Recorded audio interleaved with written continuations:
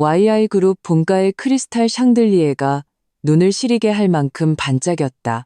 나는 홀 구석에 서서 테이블 위에 살짝 삐뚤어진 식기들을 바로잡았다.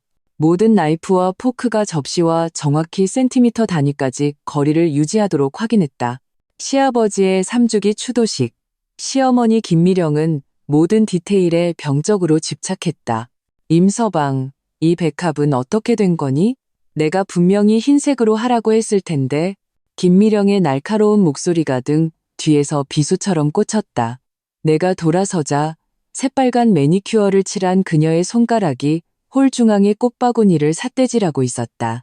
그건 분명 진주처럼 은은한 빛을 내는 순백의 백합이었다. 어머님, 이건 흰 백합이 맞습니다. 제가 직접 화훼시장에 가서 골랐어요. 나는 품위 있는 미소를 유지했지만 손가락은 무의식적으로 냅킨을 꽉 쥐고 있었다. 김미령은 그 약삭빠른 눈을 가늘게 뜨고 나를 위아래로 훑어보았다. 내 안목이 그렇지 뭐. 이건 분명 누런기가 돌잖니. 재수없게. 아버님께서 생전에 가장 싫어하시던 색이야. 그녀는 집사를 향해 소리쳤다. 전부 다 바꿔. 1시간 안에 새로운 꽃바구니를 가져와. 알겠습니다, 사모님. 집사는 고개를 숙이며 내게 미안하다는 눈빛을 보냈다. 나는 아래 십술 안쪽의 여린 살을 깨물었다. 입안에 비릿한 피맛이 느껴질 때까지 5년.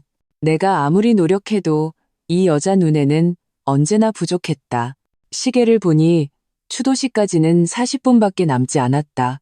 지금 꽃을 바꾸는 건 절대 불가능했다. 어머님, 시간이. 이런 사소한 일 하나 제대로 처리 못하다니. 김미령이 비웃었다. 하긴 너처럼 근본 없는 집안 출신이 뭘 알겠니. 그 양반이 고집하지만 않았어도 네가 감히 우리 YI 가문에 발을 들일 수 있었을 것 같아? 가슴이 답답해졌다. 근본 없는 집안? 우리 임가, 린자는 YI 그룹만큼 부유하진 않아도 여의도 금융가에서는 명망 있는 가문이었다. 단지 5년 전 금융위기 이후 아버지가 조용히 활동하기를 선택했을 뿐이다. 어머님, 서연 씨는 이미 충분히 잘했습니다. 남편 이도현이 어느새 2층 계단에 나타나 있었다. 검은 정장을 입은 그는 훤칠하고 멋졌다. 내 남편은 언제나 이렇게 반듯하고 또 언제나 이렇게 멀게만 느껴졌다. 흥, 넌 맨날 저 애 편만 들지. 김미령이 콧방귀를 뀌었다. 곧 추도식 시작되니 다들 준비해. 그녀는 말을 마치고 돌아섰다. 하이힐이 대리석 바닥 위에서 또렷한 소리를 냈다. 이도현이 내 곁으로 다가와 식탁을 훑어보았다. 꽃 일은 마음에 두지 마. 네, 나는 나지막이 대답했다. 그의 몸에서 풍기는 은은한 코롱향이 느껴졌다. 우리가 이번 주에 나눈 첫 대화였다. 그는 그저께 홍콩 출장에서 돌아와 어젯밤은 회사에서 잤다. 오늘 그가 무언가 말하려다 결국 넥타이만 고첨했다. 아름답네? 나는 잠시 멍했다. 검은색 원피스는 오늘을 위해 특별히 고른 것이었다. 장중하면서도 우아함을 잃지 않도록. 하지만 이도현은 좀처럼 내 옷차림에 관심을 두지 않았다. 내가 뭐라 대답하기도 전에 그의 휴대폰이 울렸다. 전화 좀 받고 올게. 그는 액정을 확인하더니 미간을 살짝 찌푸리고는 정원으로 빠르게 걸어나갔다. 나는 그 자리에 서서 통유리창 밖으로 사라지는 그의 뒷모습을 바라보았다. 5년간의 결혼 생활. 우리는 마치 같은 진열장 안에 놓인 2개의 정교한 도자기 같았다. 겉보기엔 한 쌍이지만 실제로는 아무런 교감도 없는. 추도식은 정시에 시작되었다. YI그룹 본가 홀에는 가족들과 재계의 주요 인사들로 가득 찼다. 나는 이도현의 옆자리에 앉아 품위 있는 미소를 유지하며 한내빈이 낭독하는 추도사를 들었다. 오늘 바쁘신 와중에도 가친의 기일에 참석해주신 모든 분께 감사드립니다. 김미령이 마이크 앞에 섰다. 정교한 화장을 한 얼굴에 슬픈 기색을 띄었다. 생전에 가친께서는 가족의 화합을 가장 중시하셨습니다. 오늘 저는 그분의 유지를 받들어 한 가지 중요한 결정을 발표하고자 합니다. 이도현의 손가락이 무릎 위에서 가볍게 박자를 맞추고 있었다. 그가 긴장할 때 나오는 버릇이었다. 김미령이 문 쪽을 향해 손짓하자 검은색 미니 정장을 입은 남자아이가 걸어 들어왔다. 대여섯 살쯤 되어 보이는 아이는 이목구비가 이도현과 놀랍도록 닮아 있었다. 숨이 멎었다. 이 아이는 이민준입니다. 우리 Y아이가의 핏줄이죠. 김미령의 목소리에는 자부심이 가득했다. 오늘부터 민준이는 정식으로 Y아이가의 족보에 이름을 올리고 가친께서 남기신 2천억 원의 유산을 상속받게 될 것입니다. 호라는 순식간에 웅성거림으로 가득 찼다. 내 머릿속은 하얗게 비었고 귀에서는 윙윙거리는 소리만 들렸다. 2천억. 그건 시아버지 유산의 3분의 1이었다.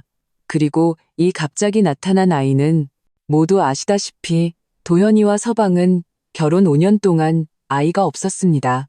김미령의 시선이 내게 향했다. 마치 칼날이 피부를 긁는 듯했다. 가문의 대를 잇기 위해 이는 불가피한 결정이었습니다. 나는 이도현에게 고개를 돌렸다. 그의 표정은 무서울 정도로 평온했다. 그는 알고 있었다. 그는 이미 모든 것을 알고 있었다. 그 사실이 마치 얼음물 한 통을 머리 위에 쏟아붓는 것 같았다. 누구 아이예요? 나는 목소리를 낮춰 물었다. 이도현은 내 시선을 피했다. 집에 가서 얘기해. 집에 가서 얘기하자고. 5년의 결혼 생활 동안 나는 이 집에서 묵묵히 일하고 시어머니의 구박과 남편의 냉대를 견뎠다. 그런데 이제 그들은 대놓고 사생아를 데려와 재산을 상속시키고 나는 마지막에야 알게 된 것이다. 김미령은 계속해서 말했다. 민준이의 어머니는 병으로 세상을 떠났습니다. 이제부터 이 아이는 우리 Y아이가의 일원입니다. 그녀는 갑자기 내 이름을 불렀다. 서방, 네가 큰며느리로서 민준이를 잘 보살펴야 한다. 나는 기계적으로 고개를 끄덕였다. 모든 사람의 시선이 내게 쏠리는 것이 느껴졌다. 동정, 그리고 고소하다는 듯한 시선들. 그 아이, 이민주는 김미령 옆에 서서 호기심 어린 눈으로 나를 쳐다보고 있었다. 그 눈은 이도현의 눈과 판박이었다. 추도식 후 연회에서 나는 유령처럼 하객들 사이를 오갔다. 사모님, 정말 대단하시네요. 아이가 이 총장님을 쏙 빼닮았네요. 2천억이라니 역시 Y아이가는 정이 많으시네요. 모든 말이 비수가 되어 심장에 박혔다. 멀리 보니 이도현은 몇몇 이사들과 담소를 나누고 있었다. 아무렇지 않은 표정으로 마치 오늘이 그저 평범한 사업적 결정을 발표한 날인 것처럼 김미령은 이민준의 손을 잡고 자랑스러운 할머니처럼 하객들에게 아이를 뽐내고 있었다. 나는 더 이상 참을 수 없어 조용히 정원으로 빠져나왔다. 6월의 밤바람에 꽃향기가 실려왔지만 숨이 막힐 뿐이었다. 눈물이 마침내 터져나왔다. 나는 소리내어 울지 않으려 손등을 깨물었다. 5년, 시어머니가 구박할 때마다 참으라고 스스로를 다독였다. 남편이 냉담할 때마다 일에 몰두하며 스스로를 마비시켰다. 내가 충분히 잘하면 언젠가는 이 가족에게 인정받을 수 있을 거라고 순진하게 믿었다. 얼마나 우스운가. 나는 눈물을 닦고 핸드백에서 휴대폰을 꺼냈다. 주소록에 있는 아빠의 이름을 한참 동안 바라보다가 다른 번호로 전화를 걸었다. 유진아, 나 사람 좀 알아봐줘. 내 목소리는 나 자신이 놀랄 만큼 차분했다. 이민준. 그리고 이도현의 지난 몇 년간 모든 행적 기록까지. 전화를 끊고 나는 심호흡을 했다. Y아이가는 내가 마음대로 주무를 수 있는 말랑한 홍시인 줄 알았겠지. 그들은 곧 임서연이 그렇게 만만한 상대가 아니라는 것을 알게 될 것이다. 나는 불빛이 환한 홀을 바라보았다. 저 안에는 내 남편과 시어머니, 그리고 갑자기 나타나 2천억을 가져갈 아이가 있었다. 5년의 인내가 공개적인 모욕으로 돌아왔다. 좋아. 나는 나지막이 혼잣말을 했다. 게임은 시작되었다. 친정으로 돌아오는 길, 빗방울이 차창을 때리며 바깥 세상을 흐릿하게 만들었다. 마치 나의 결혼 생활처럼 한때는 선명하게 보일 것 같았던 미래가 이제는 혼돈뿐이었다. 나는 핸들을 꽉 쥐었다. 손마디가 하얗게 질렸다. 어젯밤의 모든 일을 되새기면서 사모님, 다 왔습니다. 운전기사 김 기사님의 목소리가 나를 현실로 돌려놓았다. 고개를 들어 임가의 별장을 보았다. 빗줄기 너머로 새어나오는 따뜻한 노란 불빛은 YI그룹 본가의 차갑고 사치스러운 분위기와는 완전히 달랐다. 아버지가 나를 기다리고 계실 것이다. 문을 열자 익숙한 묵형이 코를 찔렀다. 아버지 임태진 회장님은 거실 소파에 앉아 계셨다. 금태 안경 너머의 눈은 나를 보자마자 안쓰러움으로 흔들렸다. 그는 손에 든 재무보고서를 내려놓고 일어나 나를 맞았다. 서연아, 그가 두 팔을 벌렸다.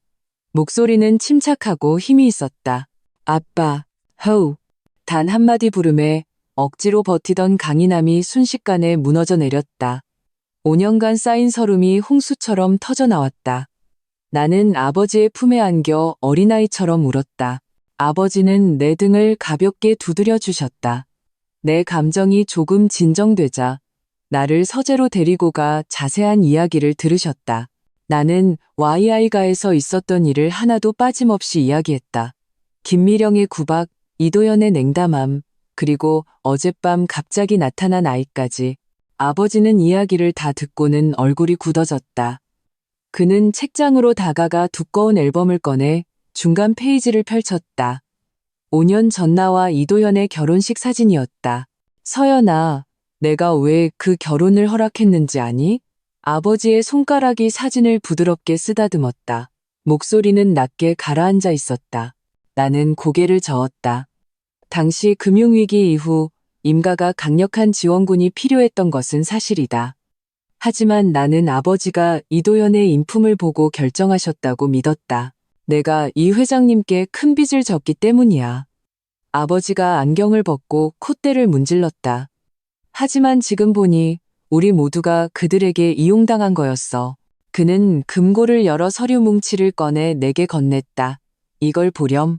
서류에는 YI그룹의 최근 5년간 재무 분석 보고서가 담겨 있었다.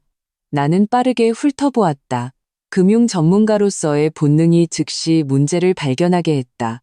이 해외 프로젝트들은 전부 위장이에요. 자금 세탁을 하고 있어요. 아버지는 고개를 끄덕였다. 그뿐만이 아니야. 김미령은 이 회장님이 남긴 인맥을 이용해 완벽한 밀수 체인을 구축했지. 보석, 예술품, 심지어 약품까지.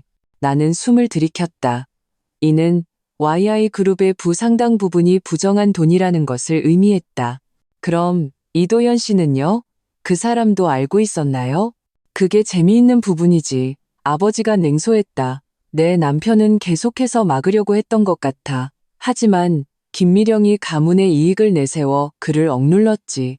어우. 그는 내게 다른 서류를 건넸다. 이것도 봐. 그것은 의료 기록이었다. 이민준, 6세, 출생증명서에 어머니 이름란은 지워져 있었지만 아버지가 가리킨 핵심은 혈액형 검사였다.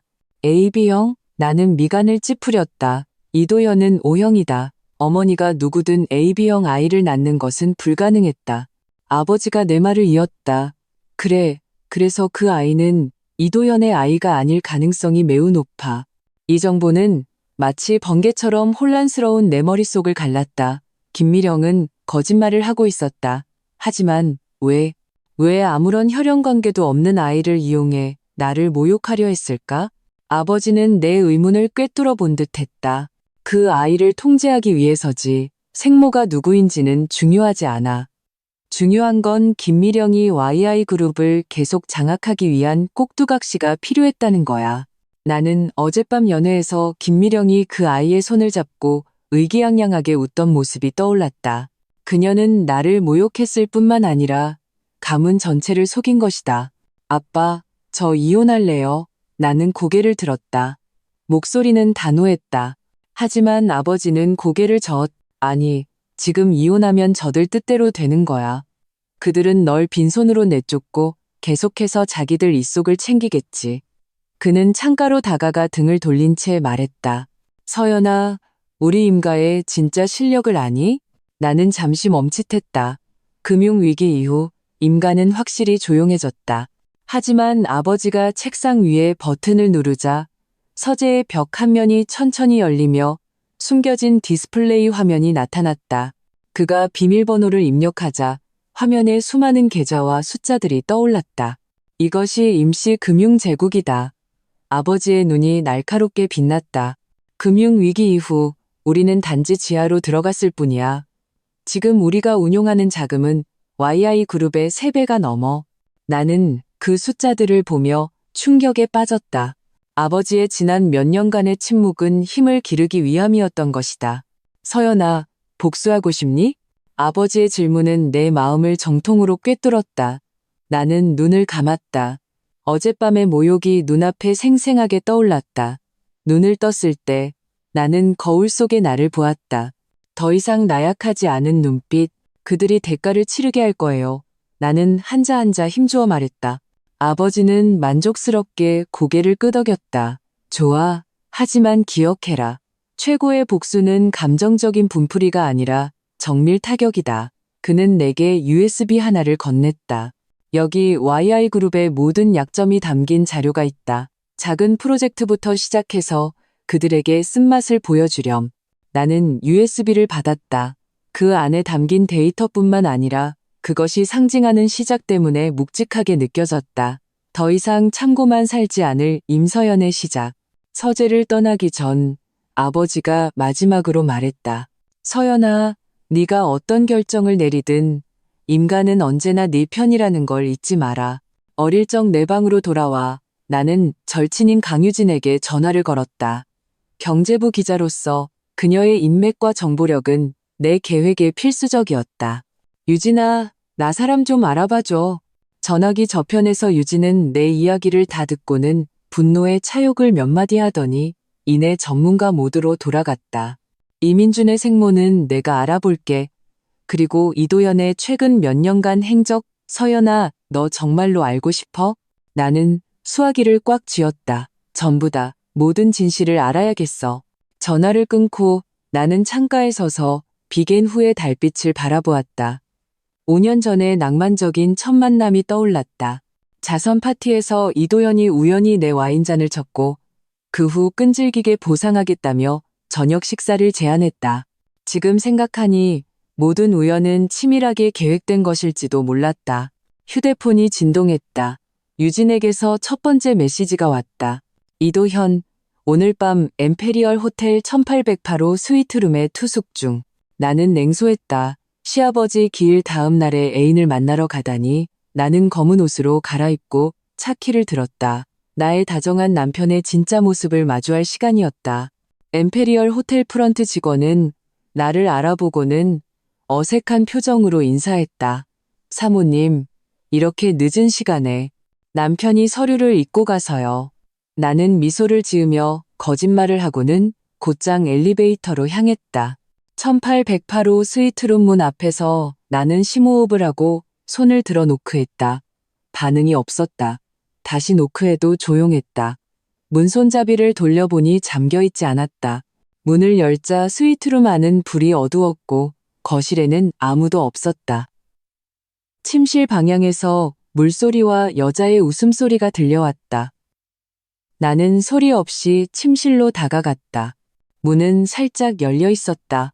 문틈으로 나는 이도현이 등을 보인 채 침대 가장자리에 앉아 있는 것을 보았다. 한 여자가 욕실에서 걸어 나왔다.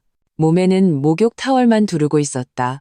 숨이 멎었다. 하지만 다음 순간 그 여자가 몸을 돌렸다. 나는 그녀를 알아보았다. 주성그룹의 재무이사이자 김미령의 먼 조카인 양설아였다.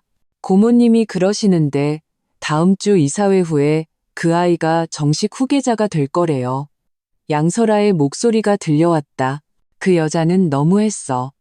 이도현의 목소리는 낮고 분노에 차 있었다. 서연 씨 말이야. 내 와이프가 안쓰러워? 양설아가 비웃었다. 우리 계약 잊지 마. 넌 고모님 연극에 협조하고 난 널 대신해서 해외 라인을 감시해주고. 나는 입을 막고 몇 걸음 물러섰다. 이게 무슨 상황이지? 연극? 계약? 갑자기 내 휴대폰이 울렸다. 당황한 나는 뒤돌아 뛰기 시작했다. 뒤에서 거기 누구야? 하는 이도현의 외침이 들렸다. 엘리베이터 문이 닫히는 순간 나는 스위트룸에서 뛰쳐나오는 이도현을 보았다. 사방이 마주친 그 순간 그의 얼굴에 떠오른 충격적인 표정이 내게 말해주었다. 게임은 이제 막 시작되었다고. 차로 돌아와 나는 온몸을 떨었다. 오늘 밤의 발견은 내 모든 인식을 뒤엎었다. 이도영과 양설아는 모종의 협력 관계에 있는 것 같았고 그가 나를 언급할 때의 말투는 오히려 보호하려는 듯했다. 휴대폰이 다시 진동했다. 유진에게서 새로운 메시지가 왔다. 이민준 생모 정보 찾음. 이름은 최정은. 전 YI가 가사 도우미. 현재 성수동 아파트 거주. 충격적인 건 그녀가 죽지 않았다는 것. 그리고 아이가 이도현의 아이가 아닐 가능성도. 나는 핸들을 꽉 쥐었다. 새로운 계획이 머릿속에서 피어올랐다. 김미령이 가짜 후계자로 YI가를 통제하려 한다면 나는 진실을 파헤쳐 그녀의 거짓말을 찢어버릴 것이다. 차를 출발시키기 전 나는 아버지에게 메시지를 보냈다. 내일 아침에 뵙겠습니다. 돌파구를 찾았어요. 백미러 속에서 엠페리얼 호텔의 불빛이 점점 멀어져 갔다. 5년 만에 처음으로 내 운명을 스스로 통제하는 짜릿함을 느꼈다. YI가 너희는 임서연의 복수를 맞이할 준비가 되었는가? 이른 아침 햇살이 레이스 커튼을 통해 임가의 서재로 쏟아져 들어왔다. 나는 아버지 앞에 서서 어젯밤의 발견과 녹음 파일을 하나씩 보고했다. 아버지의 손가락이 자단목 책상을 규칙적으로 두드렸다. 눈빛은 계산적으로 빛나고 있었다. 그 양설아라는 아이는 김미령이 내 남편 곁에 심어놓은 감시자겠지. 아버지가 분석했다. 하지만 들어보니 내 남편은 완전히 통제당하고 있는 것 같진 않구나. 나는 커피를 한 모금 마셨다. 쓴맛이 혀끝에 퍼졌다. 확실하지 않아요. 어쩌면 이것도 저를 속이기 위한 또 다른 연극일지도 모르죠. 아버지는 고개를 저었다. 이 영상을 보렴. 화면에는 YI그룹의 작년 내부 회의 영상이 나타났다. 이도현이 한 해외 투자 프로젝트에 반박하고 있었고 김미령이 강압적으로 그의 말을 끊었다. 이 프로젝트는 나중에 어떻게 됐어요? 내가 물었다. 시행 3개월 만에 거의 200억 원의 손실을 냈지. 아버지가 냉소했다. 재미있는 건 그 손실 부분이 정확히 김미령이 통제하는 역의 회사로 넘어갔다는 거야. 나는 미간을 찌푸리며 생각에 잠겼다. YI그룹을 빼돌리고 있는 거군요. 하지만 왜요? 자기 가문 기업인데. YI그룹은 이미 예전에 그 그룹이 아니니까. 아버지는 데이터 한 묶음을 띄웠다. 5년 동안 김미령은 일련의 조작을 통해 핵심 자산을 점차 자기 개인 명의로 이전했어. 지금의 YI그룹은 껍데기에 불과해. 이 발견은 나를 충격에 빠뜨렸다. 만약 그렇다면 소위 2천억 원의 유산이라는 것도 사기극일 가능성이 높았다. 김미령은 존재하지도 않는 돈으로 YI그룹에 대한 절대적인 통제권을 얻으려 하고 있었다. 더 많은 증거가 필요해요. 나는 커피잔을 내려놓고 결심했다. YI가로 돌아가겠어요. 아버지의 미간이 좁혀졌다. 너무 위험해. 그들이 제가 분노해서 떠날 거라고 생각하기 때문에 저의 갑작스러운 복귀가 더 가치가 있을 거예요. 나는 설명했다. 그리고 이도현 씨는 어젯밤 저를 봤어요. 제가 돌아가지 않으면 오히려 더 큰 의심을 살 거예요. 아버지는 잠시 생각에 잠겼다가 마침내 고개를 끄덕였다. 좋아. 하지만 반드시 대비해야 한다. 그는 내게 정교한 브로치 하나를 건넸다. 안에 도청기와 비상경보 장치가 들어있다. 24시간 감시 인력이 대기할 거야.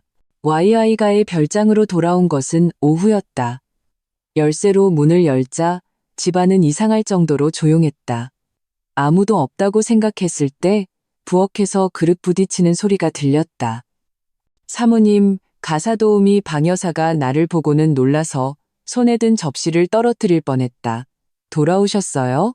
나는 미소 지었다. 여긴 제 집이잖아요. 안 그래요? 나는 주위를 둘러보았다. 남편은요? 서재에 계십니다. 박 여사의 눈빛이 흔들렸다. 사모님, 그 아이도 같이 있어요. 나는 미소를 유지했다. 민준이요? 마침 잘 됐네요. 저도 만나보고 싶었어요. 계단을 오를 때 나는 박 여사의 놀란 시선을 느낄 수 있었다. 5년 동안 나는 이 집에서 순종적인 며느리였다. 오늘의 이례적인 행동은 분명 김미령의 귀에 빠르게 들어갈 것이다. 그것이 바로 내가 원하는 바였다. 서재 문은 반쯤 열려 있었다. 나는 조용히 문을 열었다. 이도현은 창가에 서 있었고 그 아이 이민주는 구석 카펫에 앉아 블록을 쌓고 있었다. 인기척을 느낀 이도현이 획 돌아섰다. 그의 눈에 복잡한 감정이 스쳐 지나갔다. 서연 씨. 그의 목소리가 메마르게 들렸다. 친정에 간 줄 알았는데. 나는 방으로 들어가 문을 닫았다. 가져올 게 좀 있어서요. 내 시선은 아이에게 향했다. 이 아이가 민준이구나. 아이가 고개를 들어 나를 보았다. 경계심과 호기심이 섞인 눈빛이었다. 가까이서 보니 그의 이목구비는 확실히 Y아이가의 그림자가 있었지만 그 눈은 나는 문득 유진이가 보내준 사진이 떠올랐다. 최정은이 바로 저런 살구 같은 눈을 가지고 있었다. 이도현은 나의 평온함에 어떻게 대처해야 할지 모르는 듯했다. 그는 망설이며 말했다. 서연 씨, 어제 일은 내가 설명할 수 있어. 됐어요. 나는 그를 가로막고 아이와 눈을 맞추기 위해 몸을 낮췄다. 안녕, 민준아. 나는 임서연 이모야. 아이는 이도현을 쳐다보았고 그가 고개를 끄덕이자 작은 목소리로 안녕하세요 라고 말했다. 뭘 만들고 있니? 나는 블록성을 가리켰다. 그의 목소리가 조금 커졌다. 박 할머니가 할아버지는 예전에 큰 성에 사셨대요. 가슴이 저렸다. 시아버지는 실제로 스코틀랜드의 고성을 가지고 있었고 나를 데려가겠다고 약속했지만 갑작스럽게 돌아가시는 바람에 이루지 못했다. 그런데 이제 이 가짜 손자가 서연 씨, 이도현의 손이 내 어깨에 닿았다. 우리 얘기 좀 할 수 있을까?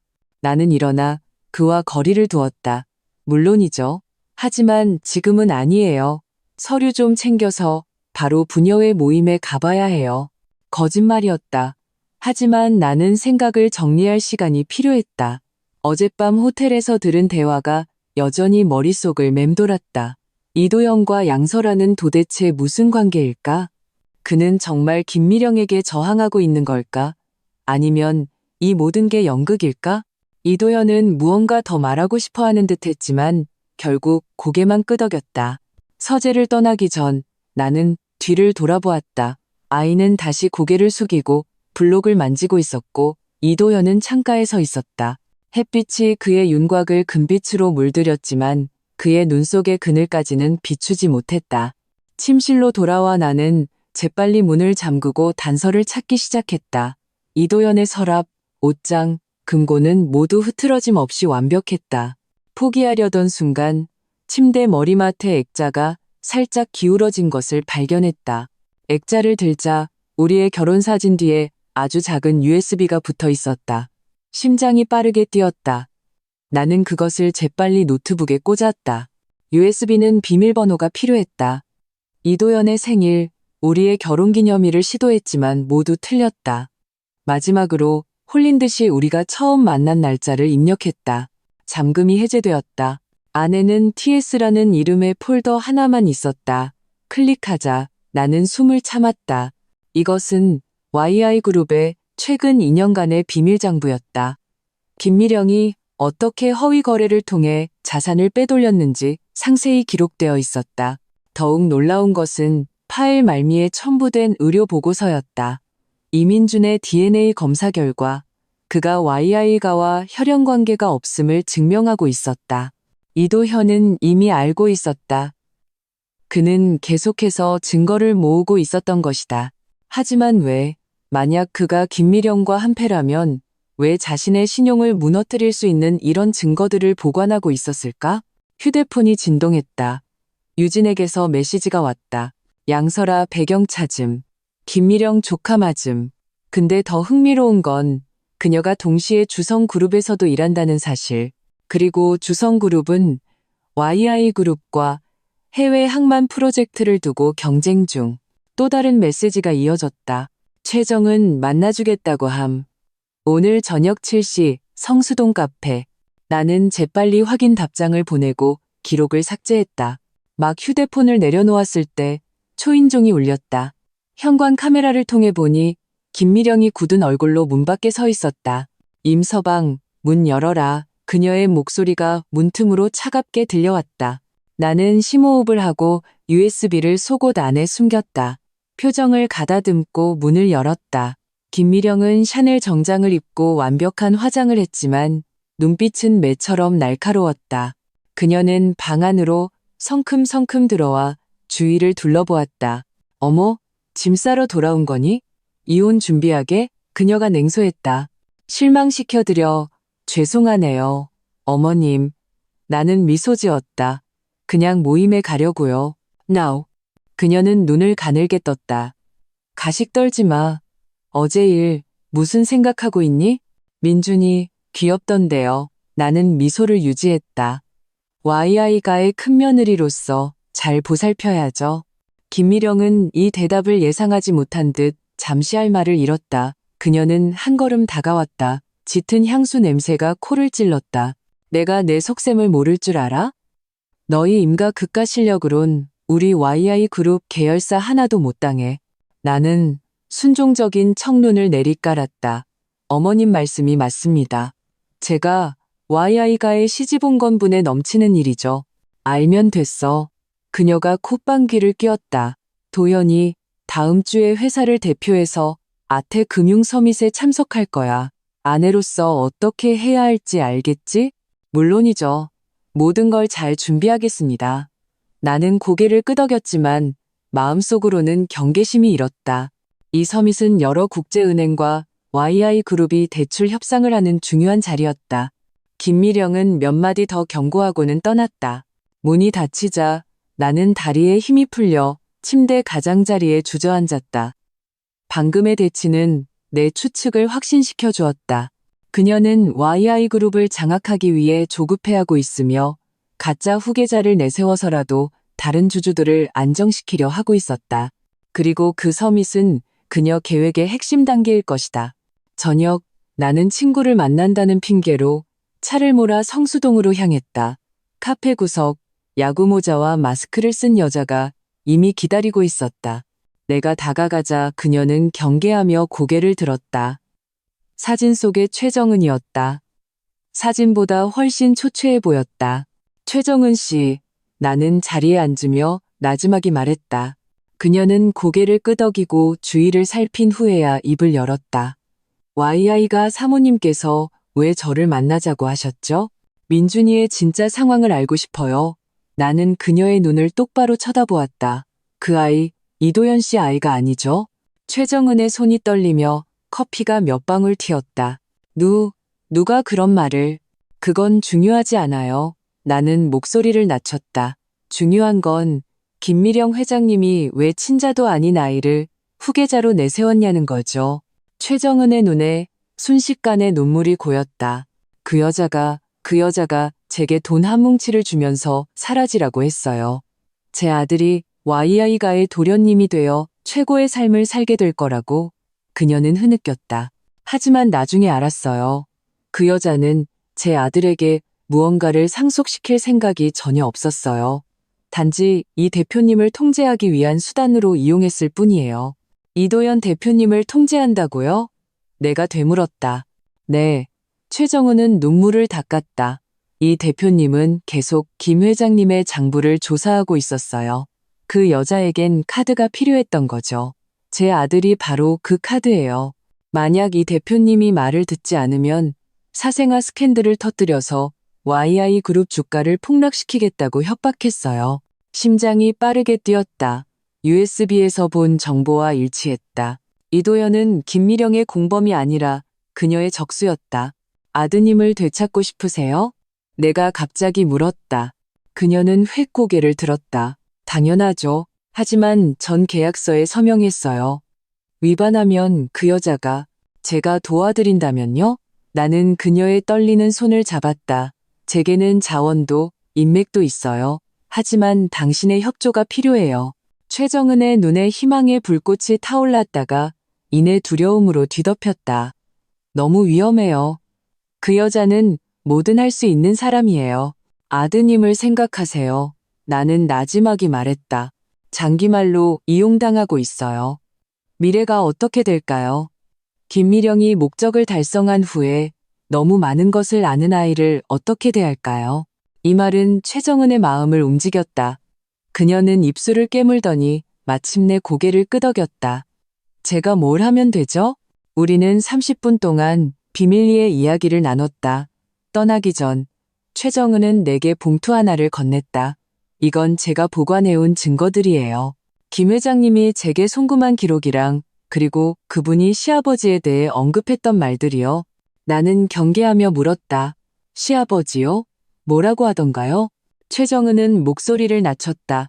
한 번은 술에 취해서 시아버지가 걸림돌이라고 자기가 제때 처리해서 다행이지 안 그랬으면 YI그룹은 진작에 그녀는 말을 끝맺지 않았지만 의미는 명확했다. 온몸이 차가워졌다. 만약 김미령이 정말 시아버지에게 손을 썼다면 이건 단순한 비즈니스 사기를 넘어 살인이었다. 차로 돌아와 나는 즉시 아버지에게 연락해 발견한 사실들을 간략히 보고했다. 아버지는 한참 동안 침묵하더니 한마디만 했다. 서연아, 일이 우리가 생각했던 것보다 더 심각하구나. 내일 집으로 와서 자세히 얘기하자. 몸 조심해라. 전화를 끊고 시간을 보니 밤 9시 30분. 이도현도 집에 도착했을 시간이었다. 이제 내 남편과 제대로 된 대화를 나눌 때였다. 그러나 별장으로 돌아왔을 때 나는 이도현이 급한 출장으로 이미 홍콩으로 떠났다는 말을 들었다. 집사는 내게 봉투 하나를 건넸다. 대표님께서 사모님께 전해드리라고 하셨습니다. 침실에서 혼자 봉투를 뜯었다. 안에는 쪽지 한 장만 들어있었다. 당신이 무엇을 보고 들었든 보이는 것이 전부가 아니라는 걸 믿어주길 바라. 몸 조심해, 도현. 나는 쪽지를 쥔 채 생각에 잠겼다. 이 남자는 나의 적인가? 아니면 동지인가? 창밖에는 밝은 달이 높이 떠 있었다. 체스판은 이미 놓였고 말들은 움직이기 시작했다. 그리고 김미령은 아직 몰랐다. 그녀, 눈에 보이던 말랑한 홍시가 곧 그녀의 가장 큰 악몽이 될 것이라는 사실을. 아태 금융서밋 사흘 전 YI가는 성대한 자선 만찬을 열었다. 매년 열리는 행사로 명목상으로는 아동재단을 위한 기금 모금이었지만 실제로는 YI가의 실력을 과시하고 인맥을 다지는 무대였다. 올해는 특히 더 특별했다. 김미령이 후계자를 발표한 후 처음으로 공식 석상의 모습을 드러내는 자리였기 때문이다. 나는 드레스룸에 서서 수많은 오트쿠티르 드레스들을 손가락으로 훑었다. 마침내 짙은 남색의 머메이드 드레스 앞에서 멈췄다. 이 색은 장중하면서도 신비로웠고 내 몸매를 적절히 부각시키면서도 너무 튀지 않았다. 오늘 밤 내게 필요한 것은 관찰이지 관심의 중심이 되는 것이 아니었다. 사모님, 주얼리입니다. 박 여사가 보석함을 들고 들어왔다. 눈빛에는 약간의 아첨이 섞여 있었다. 내가 후계자 사건을 평온하게 받아들인 후 집안 사람들의 태도는 미묘하게 변했다. 마치 이 집 여주인의 위상을 다시 평가하는 듯했다. 나는 심플한 다이아몬드 귀걸이와 사파이어 반지를 골랐다. 모두 결혼할 때 YI가에서 받은 예물이었다. 거울 앞에서 긴 머리를 틀어 올려 목선을 드러내고 몇 가닥 머리카락을 내려 얼굴 윤곽을 부드럽게 만들었다. 거울 속의 여인은 우아하고 차분했다. 누가 그녀가 지금 비즈니스 복수를 계획하고 있다고 상상이나 할까? 휴대폰이 진동했다. 유진에게서 메시지가 왔다. 주성그룹주 여사, 오늘 밤 참석 확인됨. 최근 김미령과 매우 가깝게 지내지만 내부 소식에 따르면 주성그룹은 항만 프로젝트에 대해 이견이 있다고 함. 나는 입꼬리를 살짝 올렸다. 주 여사, 이윤정, 주성그룹 총수의 아내. 겉으로는 김미령과 친밀한 척하지만 속으로는 갈등을 품고 있었다. 그녀에게서 정보를 얻을 수 있다면 아래층으로 내려가니 이도현이 이미 홀에서 기다리고 있었다. 그는 검은 턱시도를 입고 훤칠하게 서 있었다.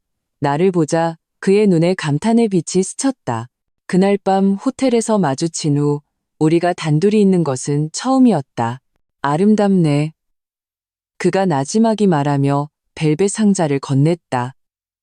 열어보니 내 반지와 어울리는 사파이어 목걸이였다.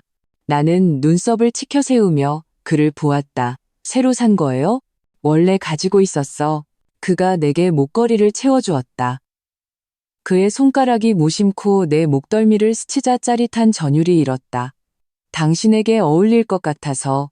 나는 고맙다는 말 대신 거울 속에 나란히 선 우리의 모습을 바라보았다. 얼마나 잘 어울리는 한 쌍인가. 얼마나 완벽한 가짜 모습인가. 서연 씨, 그가 갑자기 나지막이 말했다. 오늘 밤 무슨 일이 일어나든 누구의 말도 쉽게 믿지 마. 나는 고개를 돌려 그를 보았다. 당신을 포함해서요? 그는 씁쓸하게 웃으며 대답하지 않았다. 그때 초인종이 울리고 첫 손님들이 도착했다. 만찬은 YI가 정원의 글라스 하우스에서 열렸다. 크리스탈 샹들리에 아래 재계 명사들이 샴페인 잔을 부딪히며 담소를 나누었다. 겉으로는 화기애애했지만 속으로는 각자의 셈을 하고 있었다. 나는 이도연의 팔짱을 낀 채 완벽한 안주인 역할을 하면서도 몰래 모든 사람의 표정과 상호작용을 관찰했다. 김미령은 의심할 여지 없이 오늘 밤의 중심이었다. 그녀는 붉은 드레스를 입고 이민준의 손을 잡고 하객들에게 이 후계자를 뽐냈다. 아이는 작은 턱시도를 입고 있었지만 표정은 무표정했다. 내가 서재에서 봤던 활기찬 모습과는 딴판이었다. 나는 그의 손목에 희미한 붉은 자국이 있는 것을 발견했다. 힘껏 잡혀 생긴 흔적일까? 임서방, 익숙한 목소리가 등 뒤에서 들려왔다. 오랜만이네. 돌아서자 주성그룹의 주여사 이윤정이 우아하게 서 있었다.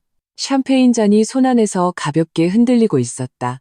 그녀는 50대 초반이었지만 관리가 잘 되어 있었고 눈가의 잔주름은 오히려 위험을 더해주었다. 주 여사님. 나는 미소 지으며 잔을 들었다. 파리에서 막 돌아오셨다고 들었어요. 몇 마디 인사를 나눈 후 나는 일부러 화제를 아동복지로 돌렸다. 그래서 저는 모든 아이는 자신의 진짜 출신을 알 권리가 있다고 생각해요. 여사님은 어떻게 생각하세요? 이윤정의 눈빛이 살짝 흔들렸다. 민감한 주제네요. 특히 몇몇 대가에서는 말이죠. 그녀는 의미심장하게 멀리 있는 김미령과 이민준을 쳐다보았다. 혈연도 물론 중요하지만 나는 나지막이 말했다. 더 중요한 건 신뢰 아닐까요? 특히 비즈니스 협력에서는요. 이윤정은 날카롭게 나를 한번 쳐다보더니 갑자기 목소리를 낮췄다. 임서방, 듣자 하니 자네 아버님께서 요즘 해외 항만 프로젝트를 조사하고 계시다던데. 심장이 빠르게 뛰었다. 나는 미소를 유지했다. 주 여사님, 정보가 빠르시네요. 하지만 아버님은 은퇴하신 지 오래라 그저 옛 친구들의 프로젝트에 가끔 관심을 가지실 뿐이에요. 그런가? 그녀는 샴페인을 한 모금 마셨다. 그럼 아버님께 전해주게. 어떤 바다에는 상어가 많으니 조심하라고. 이것은 명백한 경고였지만 동시에 중요한 정보를 드러냈다. 주성그룹은 확실히 항만 프로젝트에 대해 우려하고 있었고 김미령의 수법을 알고 있었다. 조언 감사합니다. 나는 잔을 들어 경의를 표했다. 하지만 저희 인간은 마침 상어 사냥에 능숙해서요. 이윤정의 눈에 놀라움이 스쳤다가 이내 웃음을 터뜨렸다. 재미있군. 다음에 차나 한잔하지. 영광입니다. 우리는 암묵적인 눈빛을 교환했다. 바로 그때 연 회장이 갑자기 소란스러워졌다. 고개를 돌려보니 이민준이 바닥에 쓰러져 경련을 일으키고 입에 거품을 물고 있었다. 김미령은 당황해서 의사 불러 라고 소리쳤다. 나는 재빨리 앞으로 나아가 다른 사람들이 반응하기도 전에 아이 곁에 무릎을 꿇었다. 의학학위가 이때 쓸모가 있었다. 나는 신속하게 그의 동공과 맥박을 확인하고 질식을 막기 위해 머리를 옆으로 돌렸다. 간질발작입니다. 나는 달려온 호텔 의사에게 말했다. 브루펜 시럽 있나요? 김미령의 얼굴이 창백해졌다. 애가 이런 적 한 번도 없었는데. 의사가 아이를 맡은 후 나는 옆으로 물러나 김미령의 반응을 살폈다. 그녀의 당황스러움은 거짓이 아닌 듯 했지만 눈에는 분노의 빛이 스쳐 지나갔다. 왜 분노하는 거지? 구급차가 아이를 병원으로 이송하고 연회는 황급히 끝났다. 하객들이 흩어진 후 김미령은 즉시 다른 얼굴로 돌변했다. 다 너 때문이야. 그녀는 나를 가리키며 소리쳤다. 네가 분명히 그 아이한테 무슨 짓을 한 거야. 이도연이 내 앞을 가로막았다. 어머니, 서연 씨가 민준이를 구했어요. 만약 서연 씨가 아니었다면 닥쳐. 김미령은 히스테릭하게 소리쳤다. 너희 둘이 무슨 꿍꿍이를 꾸미는지 내가 모를 줄 알아? 내가 없으면 YI그룹은 아무것도 아니라는 걸 잊지 마. 이 폭발은 그녀의 취약함을 드러냈다. 나는 침착하게 말했다. 어머님, 지금은 병원에 가서 민준이 곁을 지키셔야 할 때예요. 여기서 화를 내실 때가 아니고요. 그녀는 나를 흉흉하게 노려보더니 핸드백을 움켜쥐고 문 밖으로 뛰쳐나갔다. 집안은 순식간에 조용해졌고 나와 이도연만 남았다. 어머니를 자극하지 말았어야 했어. 이도연의 목소리가 낮게 깔렸다. 자극한 게 아니에요. 나는 계단으로 향했다. 단지 예전처럼 참고만 있지 않았을 뿐이죠. 계단을 오를 때 나는 그의 시선이 계속 나를 따라오는 것을 느낄 수 있었다. 침실로 돌아와 문을 잠그고 즉시 유진에게 연락했다. 이민준의 의료 기록, 특히 신경과 쪽으로 전부 알아봐줘. 그리고 최정은에게 전화를 걸었다. 아드님, 간질 병력이 있었나요? 전혀요. 최정은의 목소리는 당황스러웠다. 왜요? 민준이 아픈가요? 나는 간략하게 상황을 설명했다. 그녀는 즉시 울기 시작했다. 틀림없어. 그 여자가 민준이에게 뭘 먹인 거야. 지난번에 아이가 집에 왔을 때 자꾸 어지럽다고 했었어요. 그녀를 진정시킨 후 나는 전화를 끊었다. 생각에 잠겼다. 만약 김미령이 정말 아이에게 약을 먹인 것이라면 이것은 단순한 비즈니스 사기를 넘어 범죄였다. 깊은 밤, 이도현이 문을 두드렸. 아이는 괜찮고 의사는 원인 불명의 돌발성 간질로 진단했다고 했다. 나는 걱정하는 척 몇 마디 묻고는 쉬고 싶다고 말했다. 그는 문가에 서서 떠나지 않았다. 서연 씨, 우리 얘기 좀 해야 해. 무슨 얘기를요? 나는 차갑게 물었다. 당신과 당신 사촌의 협력에 대해서요? 아니면 그 아이가 당신 아이가 아니란 걸 알면서도 어머니 연극에 동참한 것에 대해서요? 그의 얼굴이 급변했다. 어떻게, 아니, 그건 당신이 생각하는 그런 게 아니야. 그럼 진실을 말해줘요. 나는 그의 눈을 똑바로 쳐다보았다. 이도연은 심호흡을 했다. 지금은 안 돼. 아직은. 하지만 제발 믿어줘. 내가 하는 모든 건 지키기 위해서야. 누구를요? 나는 그를 다그쳤다. 당신 자신? YI그룹? 아니면 나. 그는 한참 동안 침묵하더니 결국 한마디만 했다. 우리 엄마 조심해. 당신이 상상하는 것보다 훨씬 위험한 분이야. 그리고는 돌아서 떠났다. 나는 문을 닫고 문에 기댔다. 심장이 천둥처럼 울렸다. 이도연의 태도는 내 추측을 더욱 확신시켜 주었다. 그는 확실히 김미령과 대립하고 있었지만 어떤 이유에서인지 공개적으로 반항하지 못하고 있었다. 다음 날 아침 나는 이민준을 보러 병원에 간다는 핑계로 그의 혈액 샘플을 얻으러 갔다. 최정은이 제공한 머리카락 샘플로 이미 친자 감정을 의뢰했지만 혈액은 더 많은 정보를 제공할 수 있었다. 예를 들어 간질을 유발하는 약물 성분이 포함되어 있는지 같은 것. 병원 VIP 병실에는 김미령은 없고 경호원과 간병인만 아이를 지키고 있었다. 아이는 나를 보자 눈에 두려움이 스쳤다. 민준아, 좀 괜찮아? 나는 미소 지으며 앉아 가방에서 초콜릿 상자를 꺼냈다. 너 주려고 가져왔어. 그는 소심하게 받아들고 작은 목소리로 고맙습니다, 이모, 라고 말했다. 간병인이 화장실에 간 틈을 타 나는 미리 준비한 체열침으로 소량의 혈액을 채취해 특수 제작된 팔찌 안에 숨겼다. 아이는 살짝 눈살을 찌푸렸을 뿐 울지 않았다. 민준아, 이모한테 말해줘. 나는 목소리를 낮췄다. 어제 발작하기 전에 뭐 특별한 거 먹거나 마셨어? 그는 생각하더니 말했다.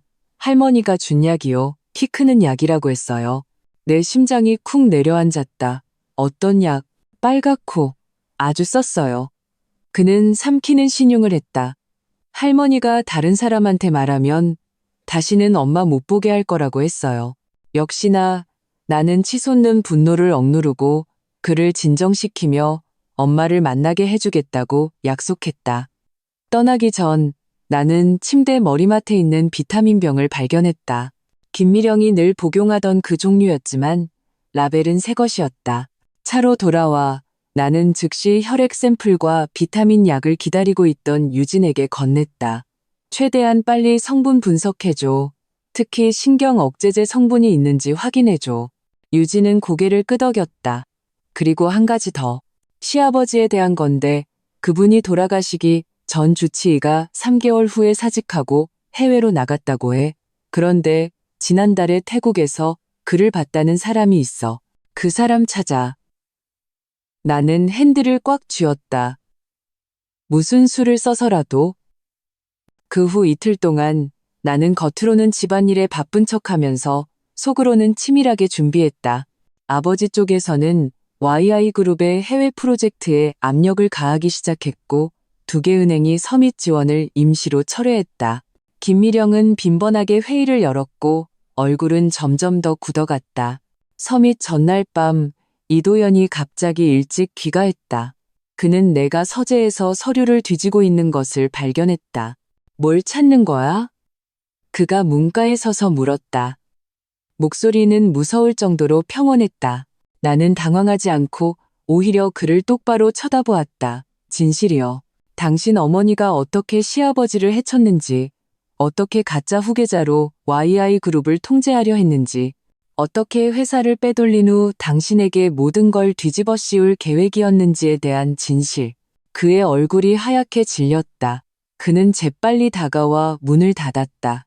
당신 어디까지 알고 있는 거야? 충분히 많이요. 나는 일어섰다. 이제 당신이 선택할 차례예요. 이도현 씨, 계속 어머니의 꼭두각시로 살 건지 아니면 나서서 이 모든 걸 끝낼 건지. 그의 눈에 고통스러운 갈등이 스쳐 지나가더니 마침내 결연함으로 바뀌었다. 나는 이 날을 계속 기다려왔어. 충분한 증거를 모을 때까지. 그럼 지금이에요. 나는 컴퓨터를 켜고 그 비밀 USB를 꽂았다. 우리 손을 잡죠. 이도연은 화면의 파일들을 보더니 갑자기 웃었다. 당신이 벌써 찾았을 줄이야. 서연 씨, 당신은 내가 생각했던 것보다 훨씬. 말이 끝나기도 전에 그의 휴대폰이 울렸다. 액정을 보더니 그의 표정이 급변했다. 안 돼. 엄마가 최정은 씨가 당신과 연락한 걸 알았어. 사람을 보냈대. 우리는 동시에 문으로 달려갔지만 이미 늦었다. 아래층에서 비명과 다투는 소리가 들려왔다. 홀로 달려가 보니 최정은이 2명의 경호원에게 땅바닥에 눌려 있었고 김미령은 곁에 서서 뒤틀린 얼굴을 하고 있었다. 역시 너였어. 그녀는 나를 보자마자 소리쳤다. 네가 이 모든 걸 배후에서 조종한 년이었어. 이도연이 한 걸음 나섰다. 어머니, 그분 놔주세요. 닥쳐. 김미령은 가방에서 권총을 꺼내 최정은을 겨눴다. 너희 모두가 날 배신했어. 좋아, 다 같이 끝장나는 거야. 상황은 순식간에 얼어붙었다. 나는 그녀의 손이 떨리고 눈빛이 광기에 차 있는 것을 보았다. 붕괴 직전의 전조였다. 시간을 벌어야 했다. 어머님, 나는 천천히 다가갔다. 진정하세요. 민준이를 생각하세요. 아직 어린 아이예요. 어머님이 필요해요. 민준이? 그녀는 미친 듯이 웃었다. 그 잡종놈? 그냥 도구일 뿐이야. 너희 모두처럼. 이 말은 이도연을 격분시켰다. 그래서 인정하시는군요. 그 아이는 제 아이가 아니라고.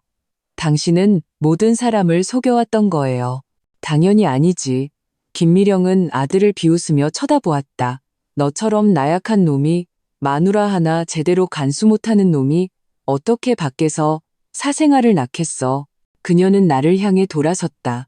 하지만 넌 내가 생각했던 것보다 똑똑했어. 아쉽지만 너무 늦었지. 바로 그때 대문이 부서지듯 열리며 경찰들이 들이닥쳤다. 김미령 씨, 당신을 다수의 사업 사기 및 살인 사건의 용의자로 체포합니다. 협조해 주시죠. 김미령의 얼굴이 하얗게 질렸다. 그녀는 총구를 경찰에게 돌렸다. 일촉즉발의 순간 이도연이 그녀에게 몸을 날려 권총을 빼앗았다. 혼란 속에서 최정은은 구출되었고 김미령은 제압당했다. 경찰차가 김미령을 태우고 떠난 후 별장은 기이한 정적에 휩싸였다. 이도연은 계단에 주저앉아 두 손으로 머리를 감쌌다. 최정은은 소식을 듣고 달려온 민준이를 끌어안고 통곡했다. 그리고 나는 홀 중앙에 서서 이 모든 것을 바라보았다. 예상했던 쾌감 대신 이상한 공허함만이 느껴졌다. 휴대폰이 진동했다. 아버지에게서 온 메시지였다. 1단계 완료. 다음 단계 준비하라. 나는 이도연을 바라보았다.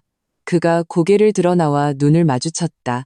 그 순간 나는 그의 눈에서 고통과 해방감, 그리고 감사를 읽었다. 그래, 이건 시작에 불과했다. 김미령이 체포된 것이 끝이 아니었다. YI 그룹의 란탄즈, 시아버지의 억울한 죽음, 그 무고한 아이의 미래, 이 모든 것을 누군가는 수습해야 했다.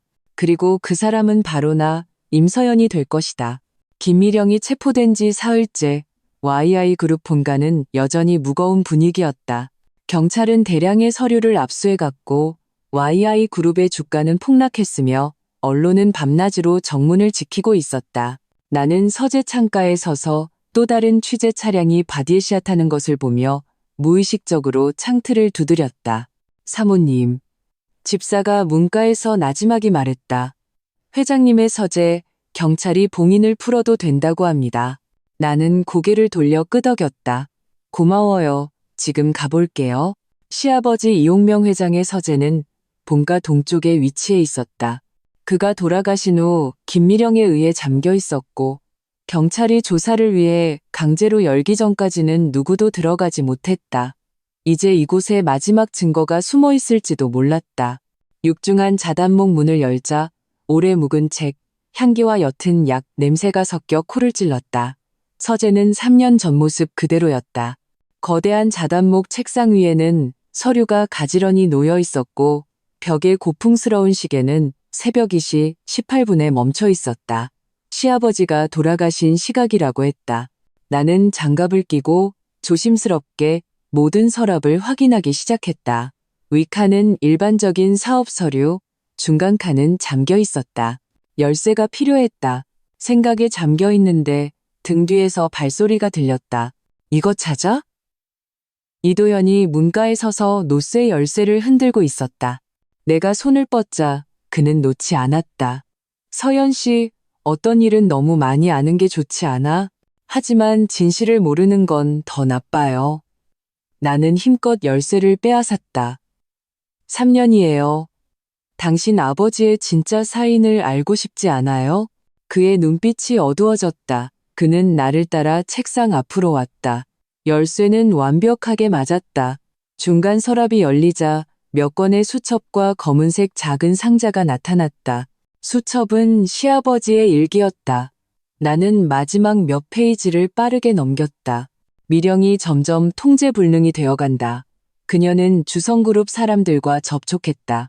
그 더러운 거래들을 나는 반드시 막아야 한다. 의사는 내 상태가 안정적이라고 했는데 왜 갑자기 악화된 거지? 미령이가 새 약으로 바꾸자고 고집했다. 마지막 일기는 그가 돌아가시기 전날짜였다. 만약 내게 불행한 일이 생긴다면 내 약과 미령의 해외 계좌를 조사해봐라. 도연이는 제 어미를 너무 믿는다. 서연이, 그 아이, 어쩌면 그 아이만이. 글씨는 여기서부터 흐릿하고 불분명해졌다. 마치 필자가 갑자기 힘을 잃은 듯했다. 나는 고개를 들어 이도연과 눈을 마주쳤고 그의 눈에 스치는 고통을 보았다. 이거 본 적 없어요? 내가 물었다. 그는 고개를 저었다. 엄마가 항상 서재를 잠가뒀어요. 아버지가 계시던 그대로 두는 게 존경이라고 하면서 그는 자조적으로 웃었다. 얼마나 역설적인지. 나는 그 검은 상자를 열었다. 안에는 작은 약병과 접힌 종이 쪽지가 있었다.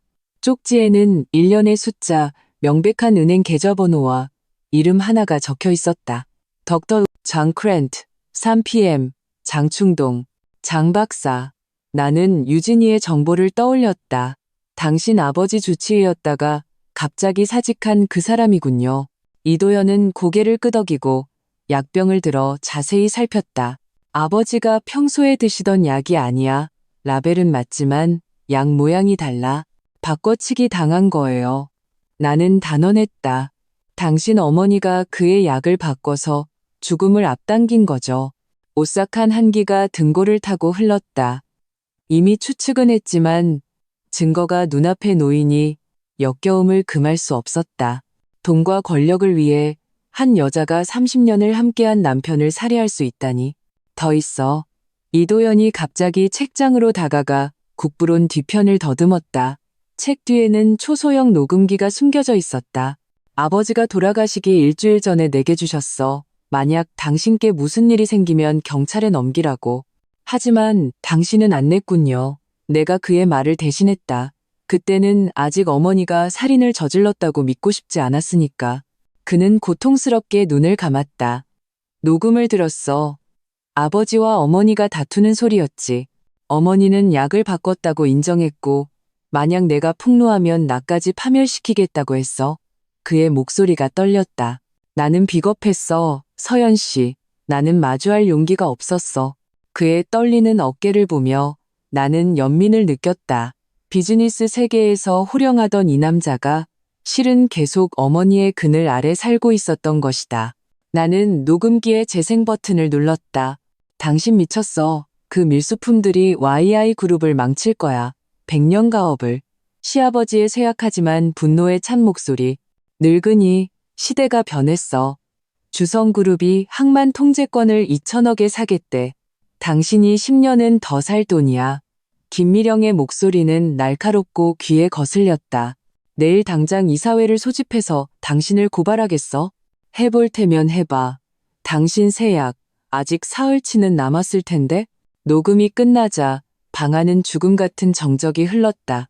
이도연은 의자에 주저앉아 얼굴이 창백해졌다. 증거는 명백했다. 김미령은 단순한 비즈니스 범죄자가 아니라 살인자였다. 경찰에 이게 필요해요. 나는 녹음기를 증거물 봉투에 넣었다. 그리고 당신 아버지가 언급한 해외 계좌도요. 말이 끝나기도 전에 문 밖에서 희미한 소리가 들렸다. 이도연이 쏜살같이 달려가 문을 확 열었다. 양설아가 비틀거리며 안으로 넘어졌다. 그녀의 휴대폰은 녹음 화면이 켜져 있었다. 고모님 말이 맞았어. 그녀는 재빨리 뒤로 물러서며 증오에 찬 얼굴로 말했다. 너희들 역시 뒤에서 꿍꿍이를 꾸미고 있었어. 이도연이 그녀의 손목을 잡았다. 우리를 계속 감시하고 있었어? 감시만 한 게 아니지. 양설아는 냉소하며 갑자기 소리쳤다. 사람 살려. 이도연이 날 죽여서 입막음하려고 해요. 아래층에서 즉시 발소리가 들려왔다. 나는 재빨리 증거물들을 속옷 안에 숨겼다. 다음 순간 2명의 경호원이 뛰어들어왔다. 저 여자 끌어내. 이도연이 침착하게 명령했다. 정신이 불안정한 것 같으니 경호원들은 양설아를 보며 망설였다. 즉시 이도연의 명령을 따르지 않았다. 회사의 상황이 불안정하자 권력의 저울이 기울고 있는 것이 분명했다. 양설아는 의기양양하게 웃었다. 김 회장님이 들어갔다고 끝난 줄 알아? 그분은 이미 다 계획해 두셨어. 그녀는 목소리를 낮췄다. 항만 프로젝트는 내일 계약될 거야. 주성그룹이 YI 그룹의 모든 해외 자산을 인수하고 너 이도연은 모든 죄를 뒤집어 쓰게 될 거고. 나는 그제야 김미령의 전체 계획을 이해했다. 그녀는 일이 탄로 났을 때를 대비해 금선탈각, 짐심투역 할 준비를 해둔 것이었다. 아들을 희생양으로 삼고 자신은 주성그룹을 통해 실권을 계속 장악하려 한 것이다. 경호원들은 결국 양설아를 데리고 나갔지만 위협은 이미 심어졌다. 이도연은 문을 닫고 이마를 문에 기댔다. 내일 계약을 막아야 해요.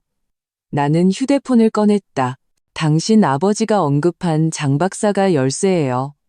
김미령의 살인을 증명할 수 있다면 그녀가 수혜자가 되는 모든 계약은 효력을 의심받게 될 거예요. No. 유진과 통화하며 간략하게 상황을 설명했다. 장 박사 찾았어? 방금 방콕의 한 개인 병원에서 위치 확인했어. 유진의 목소리는 빨랐다. 하지만 대화를 거부하고 있어. 몹시 두려워하는 것 같아. 주소 보내줘. 내가 직접 가겠어. 나는 결심했다. 전화를 끊자 이도연이 미간을 찌푸렸다. 너무 위험해. 김미령의 사람들이 분명 그를 감시하고 있을 거야. 그러니 성동격서, 성동깃세가 필요하죠. 나는 생각에 잠겼다. 당신은 내일 그 계약식에 반드시 참석해서 최대한 시간을 끌어요. 나는 방콕으로 날아가서 장 박사를 찾을게요.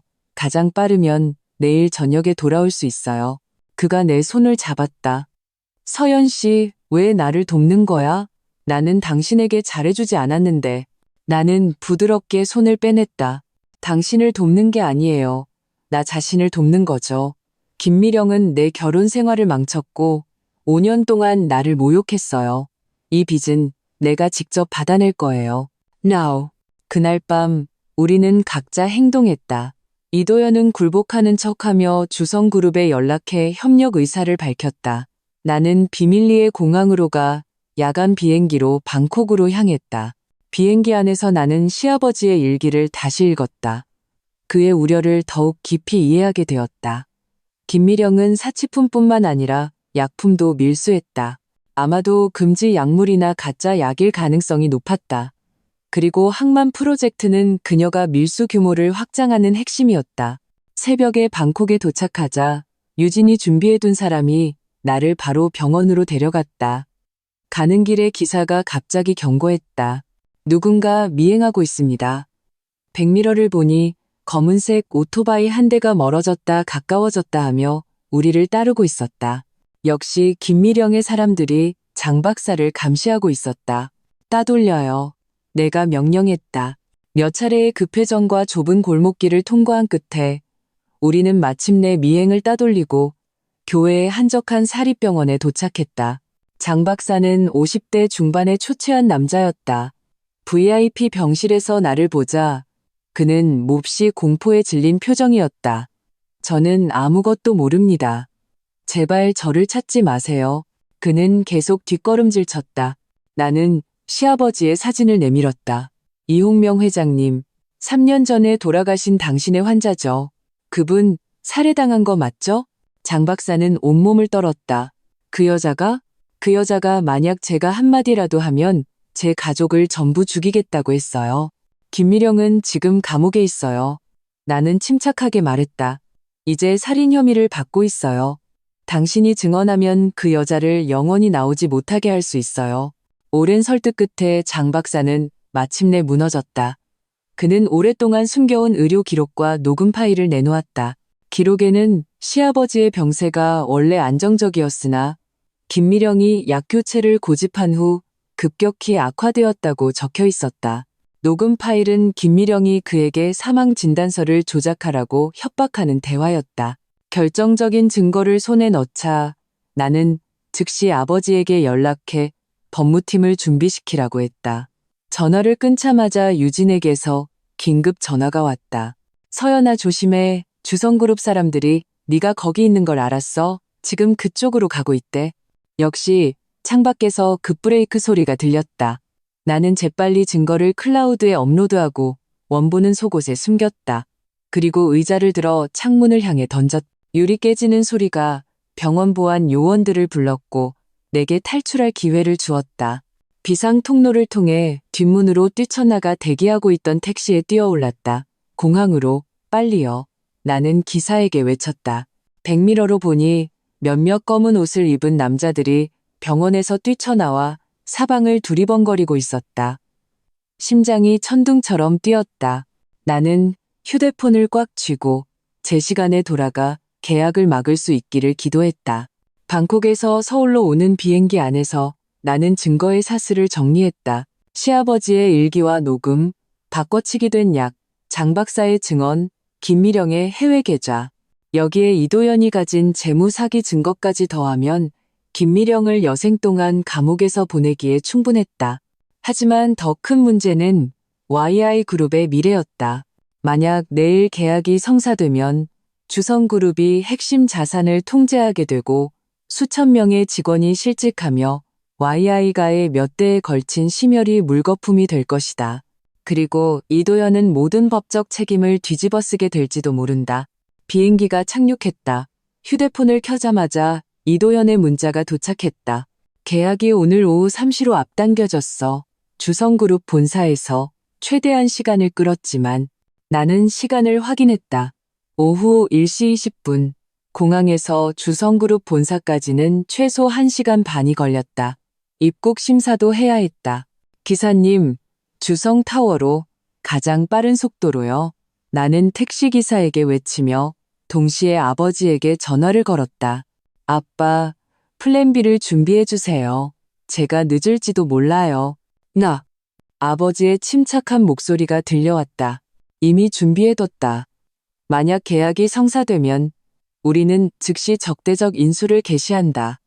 임가의 이름으로 YI그룹의 채권을 매입할 거야. 이것은 공개적인 선전포고를 의미했다. 임가는 주성그룹과 정면으로 맞서게 될 것이다. 하지만 지금은 다른 선택지가 없었다. 차는 느리게 움직였다. 매 순간이 고문 같았다. 2시 50분. 우리는 마침내 주성타워의 로고를 보았지만 앞에는 신호등이 3개나 남아 있었다. 늦겠어. 나는 이를 악물고 돈을 내고 문을 열고 뛰기 시작했다. 하이힐은 달리기에 적합하지 않았다. 나는 아예 신발을 벗어던지고 맨발로 인도위를 질주했다. 3시 3분. 나는 숨을 헐떡이며 빌딩 로비로 뛰어들어갔지만 보안 요원에게 제지당했다. 계약식. 나는 숨을 몰아쉬었다. 저는 이도현 대표의 아내입니다. 반드시 들어가야 해요. 보안 요원은 명단을 확인하고는 고개를 저었다. 명단에 임서연 씨는 없습니다. No. 내가 거의 절망했을 때 엘리베이터 문이 열리고 주 여사 이윤정이 걸어 나왔다. 나의 낭패한 모습을 보고 그녀는 눈썹을 치켜세웠다. 임서방, 주 여사님, 나는 마지막 기회를 잡았다. 저를 계약 현장으로 데려가 주세요. 제가 시아버지 살해 사건의 진실에 대한 중요한 증거를 가지고 있어요. 그녀의 눈에 놀라움이 스쳤다가 이내 보안 요원에게 고개를 끄덕였다. 올려보내요. 엘리베이터가 올라가는 30초 동안 이윤정은 의미심장하게 말했다. 내가 경고했지. 물속에 상어가 있다고. 그리고 저는 말했죠. 임가는 상어 사냥에 능숙하다고. 나는 호흡을 가다듬었다. 주 여사님, 정말로 살인자와 협력하실 건가요? 그녀는 대답하지 않았지만 입꼬리가 미세하게 떨렸다. 엘리베이터 문이 열리고 나는 회의실로 뛰어들어갔다. 계약이 진행 중이었다.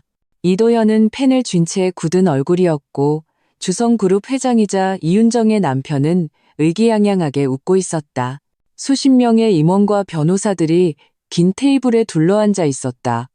내가 갑자기 뛰어들자 모두가 경악했다. 서연 씨. 이도현이 놀라 일어섰다. 서명하지 마요. 나는 성큼성큼 다가가 속옷에서 USB를 꺼내 보였다. 여기 김미령이 이홍명 회장을 살해한 증거와 그녀가 주성그룹과 밀수를 공모한 모든 기록이 담겨 있습니다. 회의실은 순식간에 아수라장이 되었다. 주성그룹 회장이 책상을 치며 노발대발했다. 헛소리. 보안. 저 여자 끌어내. 잠깐만요. 이윤정이 갑자기 입을 열었다. 증거가 있다니 한번 보죠. 이도현은 USB를 받아 컴퓨터에 꽂았다. 프로젝터에 즉시 시아버지의 일기, 사진, 약물 비교 도표, 그리고 장 박사의 증언이 나타났다. 마지막은 김미령과 주성그룹의 한 고위 임원의 대화 녹음이었다. 항만을 통해 약품을 밀수할 계획이 명확하게 언급되어 있었다. 주성그룹 회장의 얼굴이 흑빛이 되었다. 이건 조작이야. 그런가요? 나는 냉소했다. 그럼 왜 귀사께서는 오늘 계약을 고집하셨죠? 심지어 앞당기면서까지? 김미령의 살인 사건이 곧 드러날 것을 알고 계셨던 건 아닌가요? 회의실은 쥐 죽은 듯 조용해졌다. 이윤정이 갑자기 일어섰다. 여보, 그만해요. 우리가 살인을 모의했다는 거야? 주성그룹 회장이 아내에게 화를 냈다. 그만하라고 했어요. 이윤정의 목소리는 얼음장처럼 차가웠다. 주성그룹은 살인자의 사업에 손대지 않아요. 상황은 순식간에 역전되었다. 변호사들은 수군거렸고 주성그룹 임원들은 당황한 기색이 역력했다. 이도현은 단호하게 앞에 놓인 서류를 찢어버렸다. 새로운 증거에 따라 이 프로젝트가 불법 범죄와 연루된 것으로 밝혀졌으므로 YI그룹은 모든 협상을 중단합니다. 주성타워를 떠날 때 이윤정은 내게 조용히 명함을 건넸다. 협력에 대해 얘기해 볼 생각 있나? 나는 명함을 받으며 그녀의 뜻을 이해했다. 비즈니스 세계에는 영원한 적도 영원한 친구도 없다. 오직 영원한 이익만이 있을 뿐. 주성그룹은 명백히 김미령을 버리고 새로운 동맹을 찾을 준비가 되어 있었다. 돌아오는 차 안에서 이도현은 오랫동안 침묵했다. YI가 차고에 들어서서야 그가 입을 열었다. 고마워, 서연 씨. 당신이 아니었다면 고마워할 필요 없어요.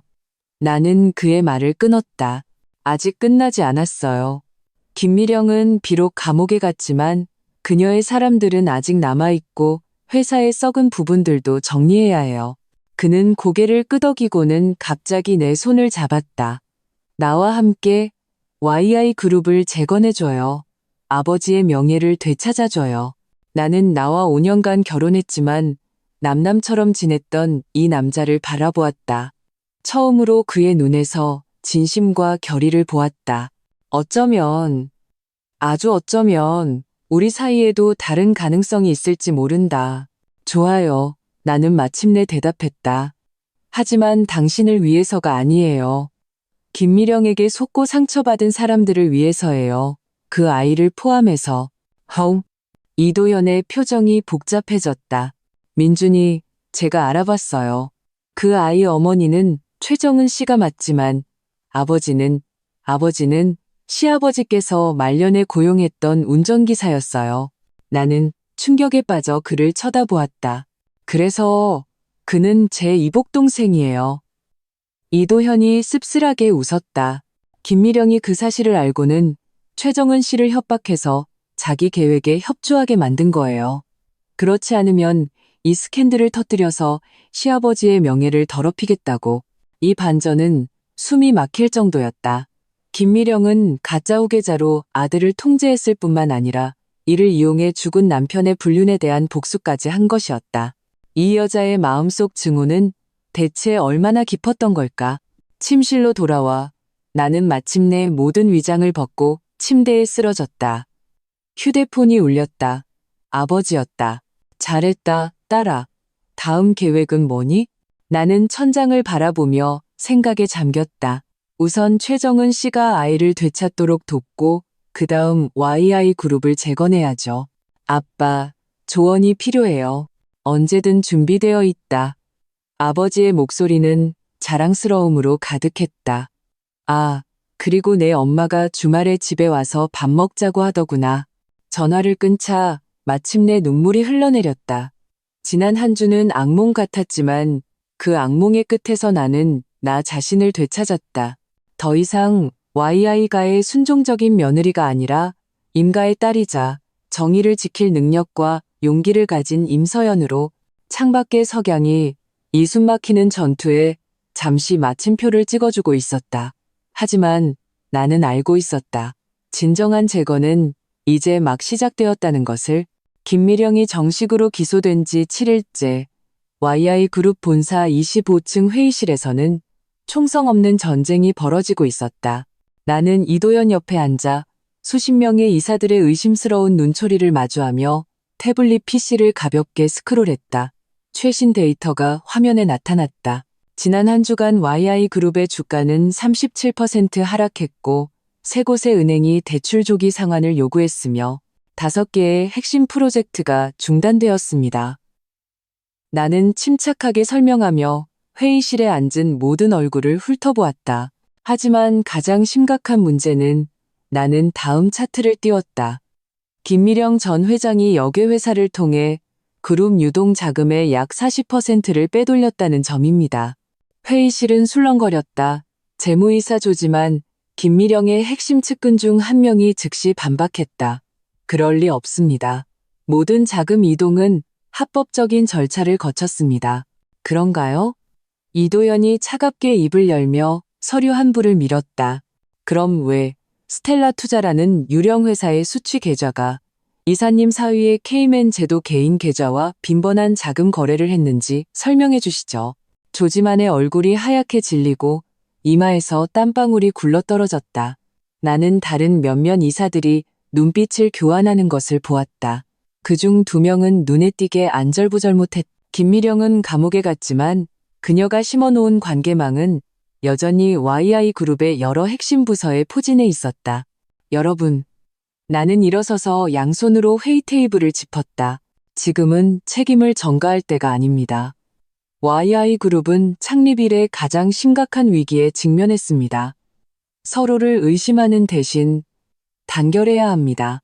말은 좋지. 운영 총괄 유건이 책상을 치며 일어섰다. 임가가 헐값에 YI그룹 채권을 사들이고 있다는 걸 누가 몰라? 당신들 부부 짜고 치는 고스톱 아니야?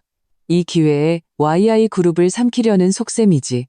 이도연의 눈에 분노가 스쳤지만 나는 가볍게 그의 손을 눌렀다. 유 총괄님, 나는 미소 지으며 반문했다. 만약 임가에 악의가 있었다면 왜 어제 주성그룹의 인수를 막았을까요?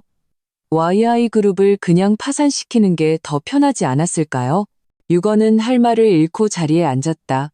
나는 그 틈을 타 아버지가 준비한 구제 방안을 제시했다. 임가가 긴급대출을 제공하는 조건으로 이사회를 개편하고 모든 관련 거래를 철저히 조사하자는 것이었다. 이것은 위기를 틈탄 약탈이 아니라 나는 모두를 둘러보았다. 생명줄입니다. 거절하셔도 좋습니다. 하지만 먼저 이걸 보시죠. 나는 김미령이 신문실에 있는 영상을 틀었다. 화면 속 그녀는 검사에게 오만하게 말했다. 그 이사들 중에 엉덩이 깨끗한 놈이 누가 있어? 조지만은 리베이트를 먹었고 유건은 분식회계를 했지. 나는 모두의 약점을 쥐고 있어. 영상이 멈추자 회의실은 죽은 듯이 조용해졌다. 몇몇 이사들은 얼굴이 흑빛이 되었고 조지만의 찻잔이 바닥에 떨어져 날카로운 소리를 냈다. 선택은 여러분의 몫입니다. 이도현이 일어섰다. 목소리는 낮지만 단호했다. 재편에 협조하고 과거를 묻든가 아니면 계속 저항하다가 법의 심판을 받든가. 이 시간 후 이사회는 만장일치로 재편 방안을 통과시켰다. 회의실을 나오자 이도현은 긴 한숨을 내쉬며 복도 벽에 기댔다. 성공했어. 그가 눈을 감으며 말했다. 목소리에는 피로가 묻어났다. 첫걸음일 뿐이에요. 나는 그에게 상기시켰다.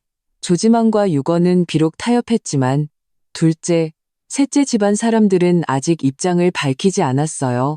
YI가에는 이도현의 직계 외에도 시아버지의 2동생 후손들이 있었다. 가족 내부에서는 그들을 둘째 집과 셋째 집이라 불렀다. 김미령이 권력을 잡았을 때 그들을 극도로 억압했기에 지금처럼 상황이 불안정할 때 그들은 분명히 움직일 것이다. 이도현은 고개를 끄덕였다. 작은아버지가 내일 만나자고 연락하셨어. 가문의 미래에 대해 이야기하자고. 그는 씁쓸하게 웃었다. 아마 나를 압박해서 권력을 내놓으라고 하시겠지. 그럼 깜짝 선물을 주죠. 나는 신비롭게 웃으며 서류 한 부를 건넸다. 이거 봐요. 서류에는 둘째 집안의 장남인 이민호가 지난 3달 동안 비밀리에 YI그룹의 주식 2%를 사들였다는 내용이 담겨 있었다. 자금 출처는 바로 김미령이 통제하던 역외회사였다. 말도 안 돼. 이도현은 충격에 빠져 서류를 뒤적였다. 민호는 계속해서 어머니를 공개적으로 반대했는데 눈속임일 뿐이죠. 나는 냉소했다. 김미령은 이미 그를 매수해서 또 다른 숨겨진 말로 삼았던 거예요. 만약 주성그룹 계획이 실패하면 민호가 내부에서 통제권을 장악하게 하려던 거죠. 이도현은 복잡한 눈빛으로 나를 바라보았다. 언제 발견한 거야? 유진이가 자금 흐름을 추적했을 때 아버지께 더 깊이 파달라고 부탁했어요. 나는 아무렇지 않게 말했다. 사실 이를 위해 사흘 동안 10시간도 채자지 못했다. 그가 손을 뻗어 내 얼굴을 만지려다 허공에서 멈췄다. 서연 씨, 내가 당신에게 빚진 게 너무 많아. 나는 한 걸음 뒤로 물러나 갑작스러운 온기를 피했다. 그런 말 할 필요 없어요. 우리는 지금 동맹 관계잖아요. 기억하죠? 동맹, 부부가 아닌 이 경계선은 명확히 해야 했다. 비록 김미령에게 함께 맞서면서 조금 가까워졌지만 5년의 상처는 며칠 만에 지워질 수 없었다. 임시 사무실로 돌아오니 최정은이 안에 기다리고 있었다. 눈이 퉁퉁 부어있는 것으로 보아 막 울었던 게 분명했다. 무슨 일이에요? 나는 문을 닫았다. 민준이에게 일이 생겼어요. 저를 못 만나게 해요. 최정은이 내 손을 잡았다. 법원에서 김 회장님이 김미령이 여전히 법적 후견인이라고, 그녀가 부적합하다는 걸 증명하지 않는 한 내가 말을 이었다. 나는 재빨리 대책을 생각했다. 김미령은 비록 살인과 비즈니스 범죄로 기소되었지만 법적 절차는 느렸다. 아이는 기다릴 수 없었다. 생각이 있어요. 내가 갑자기 말했다. 하지만 당신의 협조가 필요해요. 그리고 좀 아픈 과거를 들춰내야 할지도 몰라요. 최정은은 단호하게 고개를 끄덕였다. 민준이를 되찾을 수만 있다면 뭐든지 할 수 있어요. 나는 변호사에게 전화를 걸어 계획을 간략히 설명했다. 아이의 생부를 근거로 김미령의 후견인 자격에 이의를 제기하는 것이었다. 이는 최정은이 법정에서 시아버지와의 관계를 공개적으로 인정해야 함을 의미했다. 확실해요? 나는 전화를 끊고 그녀에게 진지하게 물었다. 매우 힘들 거예요. 민준이가 겪은 고통에 비하면 아무것도 아니에요. 최정은은 눈물을 닦았다. 게다가 회장님은 좋은 분이셨어요. 그 당시 저를 진심으로 도와주셨고요. 법적인 문제를 처리하고 나서 나는 다음 난제로 눈을 돌렸다. YI그룹의 자금 부족.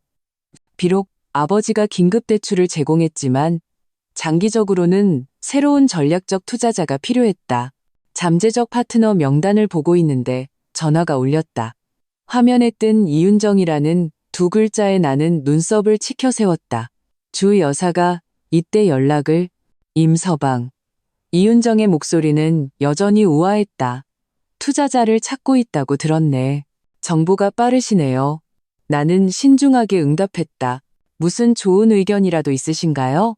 남편과 김미령의 협력 때문에 내 입장이 아주 난처해졌어. 그녀는 본론으로 들어갔다.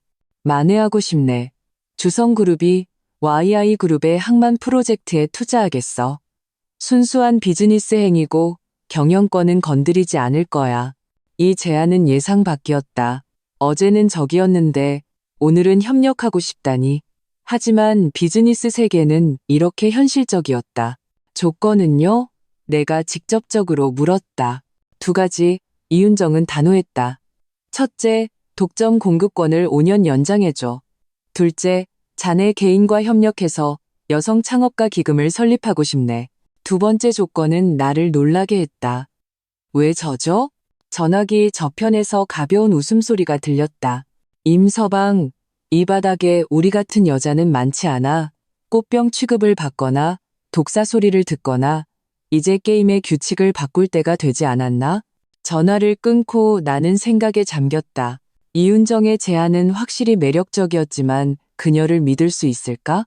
이해득실을 따지고 있는데 이도현이 황급히 들어왔다. 얼굴이 몹시 굳어 있었다. 일이 터졌어. 그가 태블릿 PC를 내게 건넸다. 김미령이 보석으로 풀려났어. 화면에는 경제 속보가 떠 있었다. YI그룹 전 회장 김미령 건강상의 이유로 보석 허가. 자택에서 의료 감호. 나는 손가락에 힘을 주어 거의 화면을 부술 뻔했다. 어떻게. 살인과 비즈니스 사기 모두 중죄인데. 그녀의 인맥이 우리가 생각했던 것보다 더 깊었어. 이도현이 힘없이 주저앉았다. 그리고 아마 일부 공범을 넘기고 자유를 얻었을 거야.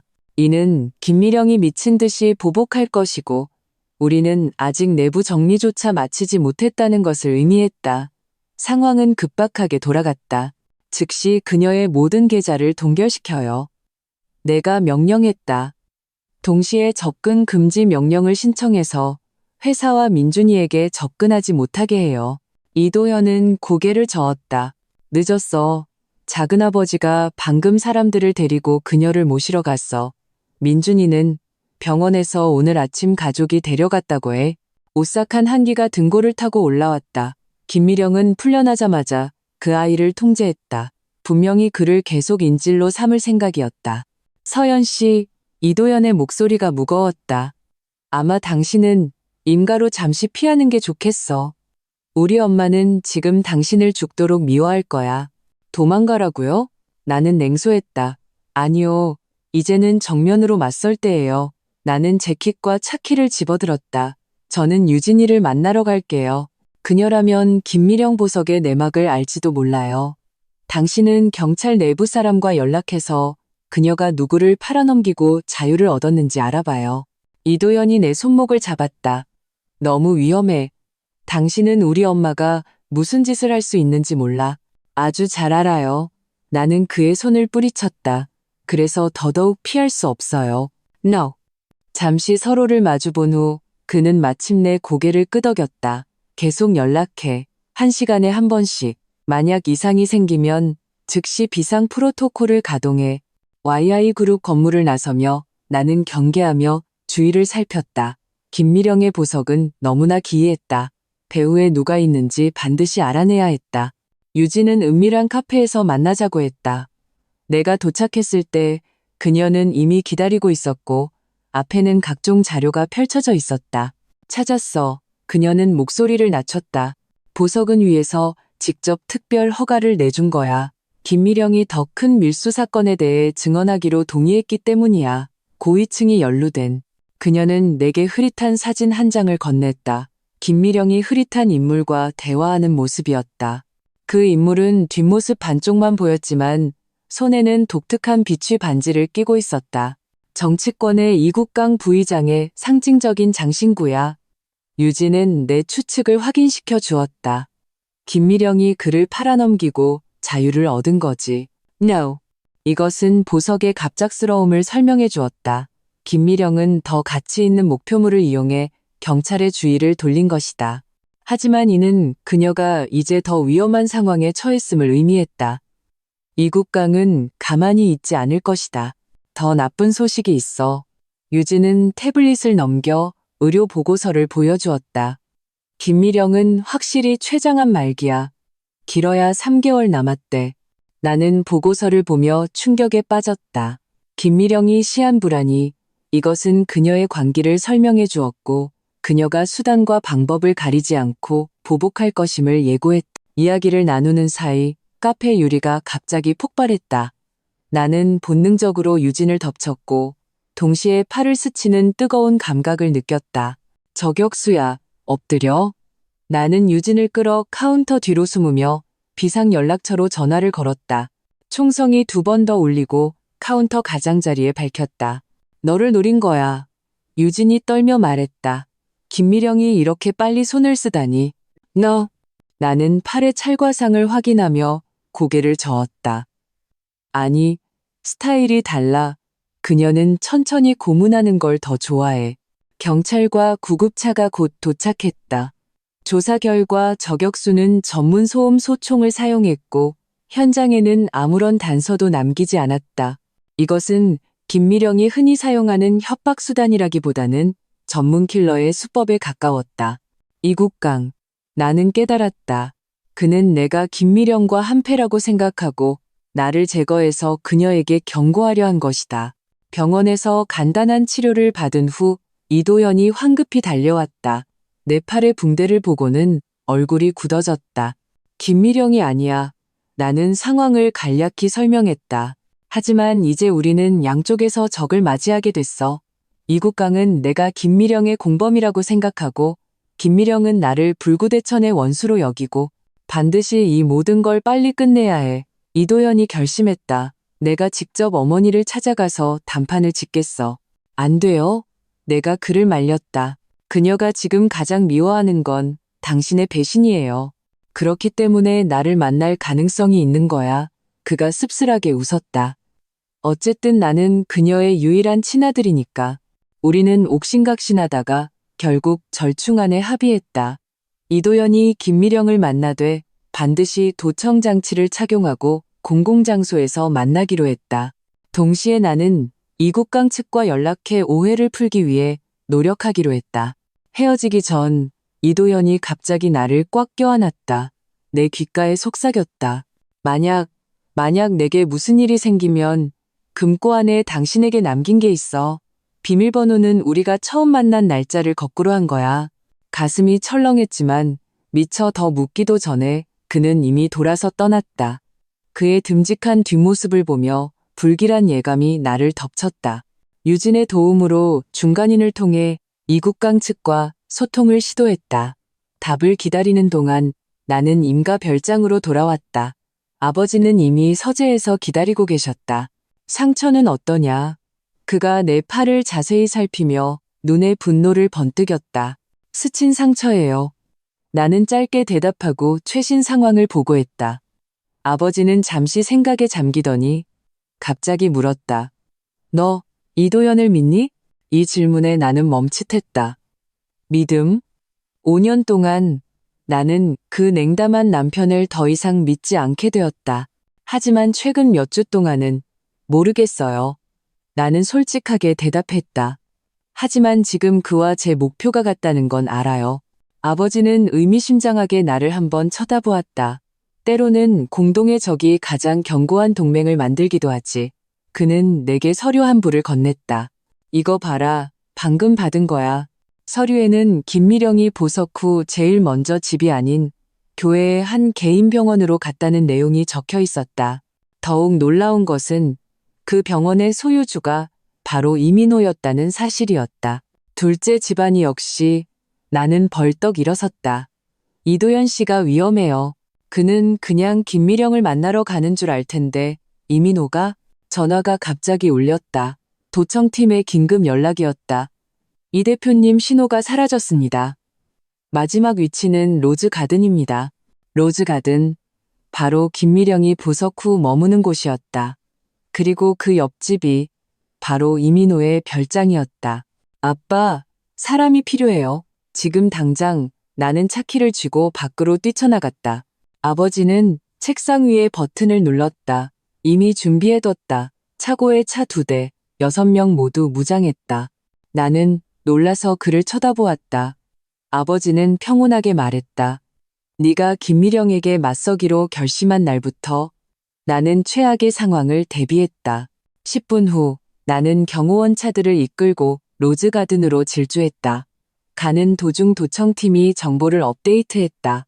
이도연의 휴대폰 신호가 마지막으로 사라지기 직전 둔탁한 소리가 포착되었다고 했다. 총성일 수도 있었다. 나는 핸들을 쥔 손이 떨리기 시작했지만 억지로 침착함을 유지했다. 만약 김미령이 정말 친아들에게 손을 댔다면 로즈가든의 대문은 굳게 닫혀 있었다. 나는 그대로 철문을 들이받고 안으로 돌진했다. 경호원들이 바짝 뒤따랐다.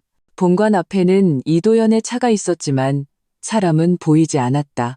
흩어져서 찾아. 내가 명령했다. 정원을 중점적으로 확인해. 정원 쪽에서 비명소리가 들려왔다. 나는 즉시 그곳으로 달려가 덤불을 헤쳤다. 눈앞의 광경에 내 피가 얼어붙었다. 이도연은 땅에 무릎을 꿇고 있었고 이마에서는 피가 흐르고 있었다. 김미령이 그 앞에 서서 권총을 쥐고 있었다. 그리고 이민호가 옆에 서서 잔인한 미소를 짓고 있었다. 멈춰. 나는 소리치며 동시에 경호원들에게 현장을 포위하라고 신호했다. 김미령은 나를 보자 눈에 사무치는 증오를 터뜨렸다. 마침 잘 됐네. 온 가족이 다 모였군. 어머니, 이도연이 힘없이 외쳤다. 더 이상 잘못된 길로 가지 마세요. 닥쳐. 김미령은 그에게 총을 겨눴다. 넌 날 배신했어. 내 아버지처럼. 전부 여자 때문에? 나는 천천히 앞으로 움직이며 그녀의 주의를 분산시키려 했다. 김미령 씨, 이국강의 사람들이 이미 당신을 노리고 있어요.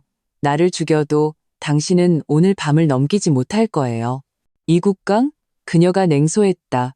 그 멍청이는 제 코가 석자야. 너희들은. 그녀는 갑자기 총구를 내게로 돌렸다.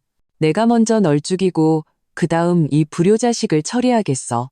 일촉즉발의 순간 작은 그림자 하나가 갑자기 옆에서 김미령에게 달려들었다. 민준이었다. 아이는 김미령의 다리를 필사적으로 붙잡았다. 이모 괴롭히지 마. 김미령이 비틀거리며 총구가 빗나갔다. 이도연이 그 틈을 타 총을 빼앗으려 달려들었다. 이민호는 칼을 꺼내 그의 등을 찔렀다. 조심해. 내가 비명을 질렀다. 탕. 총성이 울리고 이민호가 쓰러졌다. 경호원이 쏜 총이었다. 김미령은 그 모습을 보고 미친 듯이 발버둥 쳤다. 이도현과 몸싸움을 벌이는 와중에 또 한 번 총성이 울렸다. 시간이 멈춘 듯했다. 김미령이 천천히 쓰러졌다. 가슴에서 붉은 피가 번져나갔다. 이도현은 그 자리에 얼어붙어 손에 총을 쥔 채 믿을 수 없다는 표정이었다. 머니. 그는 무릎을 꿇고 떨리는 손으로 그녀의 숨을 확인하려 했다. 김미령의 입술이 움직였다. 무언가 말하려는 듯했지만 결국 기이한 미소를 짓고는 영원히 눈을 감았다. 경찰 사이렌 소리가 멀리서부터 가까워졌다. 나는 재빨리 민준이를 안아들고 그의 눈을 가렸다. 동시에 경호원들에게 현장을 수습하라고 지시했다. 이도현은 여전히 그곳에 무릎을 꿇고 어머니의 시신을 멍하니 쳐다보고 있었다. 표정은 공허했다. 나는 그의 곁으로 다가가 가만히 그의 어깨를 눌렀다. 그가 고개를 들어 나를 보았다. 눈에는 끝없는 고통과 해방감이 담겨 있었다. 끝났어요. 나는 나지막이 말했다. 그는 고개를 저었다. 목소리는 쉬어 있었다. 영원히 끝나지 않아. 그분은 결국 내 어머니였어. No. 그래, 어떤 상처는 적이 쓰러져도 아물지 않는다. 하지만 적어도 우리는 살아남았다. 그리고 다시 시작할 기회를 얻었다. 흐느끼는 민준이를 품에 안고 넋이 나간 이도현을 보며 나는 앞으로 갈 길이 멀다는 것을 알았다. YI그룹의 재건, 민준이의 양육, 법적 조사에 대한 대응, 그리고 나와 이도현 사이의 관계를 재정립하는 것. 하지만 지금 이 피비린내 나는 정원에서 나는 깊은 피로감과 형언할 수 없는 슬픔만을 느꼈다. 김미령의 장례식은 비가 추적추적 내리는 아침에 열렸다. YI가의 묘원에는 몇 안 되는 사람들이 새로 세운 묘비 앞에 서 있었다. 분위기는 무겁고 기이했다. 아무도 울지 않았고 말을 하는 사람조차 거의 없었다. 이도현은 맨 앞에 서 있었다. 검은 정장은 그의 얼굴을 더욱 창백하게 만들었다. 빗물이 그의 뺨을 타고 흘러내렸다. 마치 소리 없는 눈물처럼. 나는 조금 뒤에 서서 민준이의 작은 손을 잡고 있었다. 아이는 검은색 미니 정장을 입고 무표정한 얼굴이었다. 아직 무슨 일이 일어났는지 완전히 이해하지 못하는 듯했다. 최정은은 다른 쪽에 서서 걱정스러운 눈으로 아들을 쳐다보고 있었다. 법원은 임시로 그녀에게 양육권을 주었지만 최종 판결은 전면 조사가 끝난 후에야 나올 것이다. 고인의 영혼의 안식이 깃들기를 바랍니다. 목사가 짧은 의식을 마치고 성경을 덮었다. 작별 인사도 추도사도 없었다. 한때 재계를 호령했던 이 여인은 이렇게 초라하게 묻혔다. 남은 것은 산더미 같은 법적 문제와 산산조각 난 가족 관계뿐이었다. 장례식이 끝난 후에도 이도현은 묘비 앞에 서서 움직이지 않았다.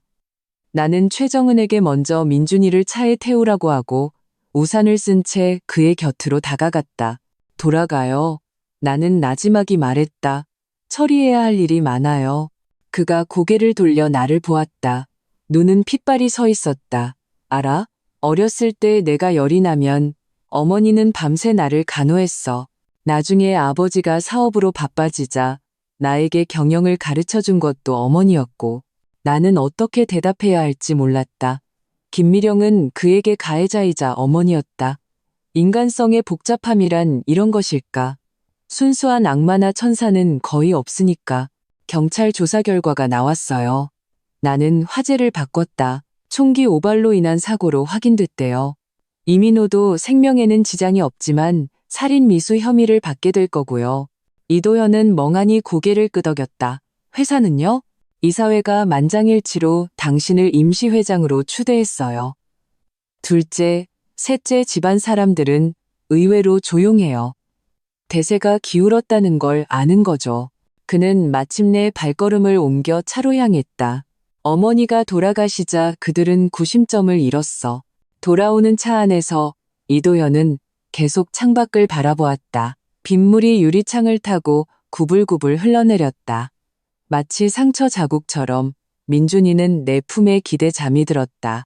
작은 얼굴에는 아직 눈물 자국이 남아 있었다. 이 무고한 아이는 어른들의 탐욕과 증오에 휘말려 어떤 심리적 상처를 안고 살아가게 될까? 서연 씨, 이도연이 갑자기 입을 열었다. 민준이 이름을 바꿔주고 싶어. 나는 놀라서 그를 쳐다보았다. 왜요? 이민준이라는 이름은 우리 어머니가 지었어. 너무 많은 계산이 담겨 있지. 그는 잠든 아이를 바라보았다. 이 아이는 깨끗한 시작을 할 자격이 있어. 이 제안에 내 마음이 따뜻해졌다. 확실히 민준이는 태어날 때부터 장기말로 이용당했다. 이름을 바꾸는 것이 과거의 그늘에서 벗어나는데 도움이 될지도 모른다. 생각해둔 이름 있어요? 내가 물었다. 이도연은 잠시 생각하더니 말했다. 이시연, 리시헨. 새로운 시작을 상징하지. 그리고 최정은 씨가 동의한다면 내가 정식으로 입양하고 싶어. 이것은 더욱 예상 밖이었다. 법적으로 이도연은 이 아이와 아무런 관계가 없었다. 감정적으로는 민준이는 시아버지의 불륜의 증거였다. 그가 왜 내 의문을 알아챈 듯 이도연이 씁쓸하게 웃었다. 내 동생이잖아, 서연 씨. 부모님이 어떤 잘못을 저질렀든 아이는 죄가 없어. 그는 잠시 말을 멈췄. 그리고 아이가 없다는 것이 당신에게 얼마나 큰 고통이었는지 알아. 이 말은 비수처럼 내 심장을 찔렀다.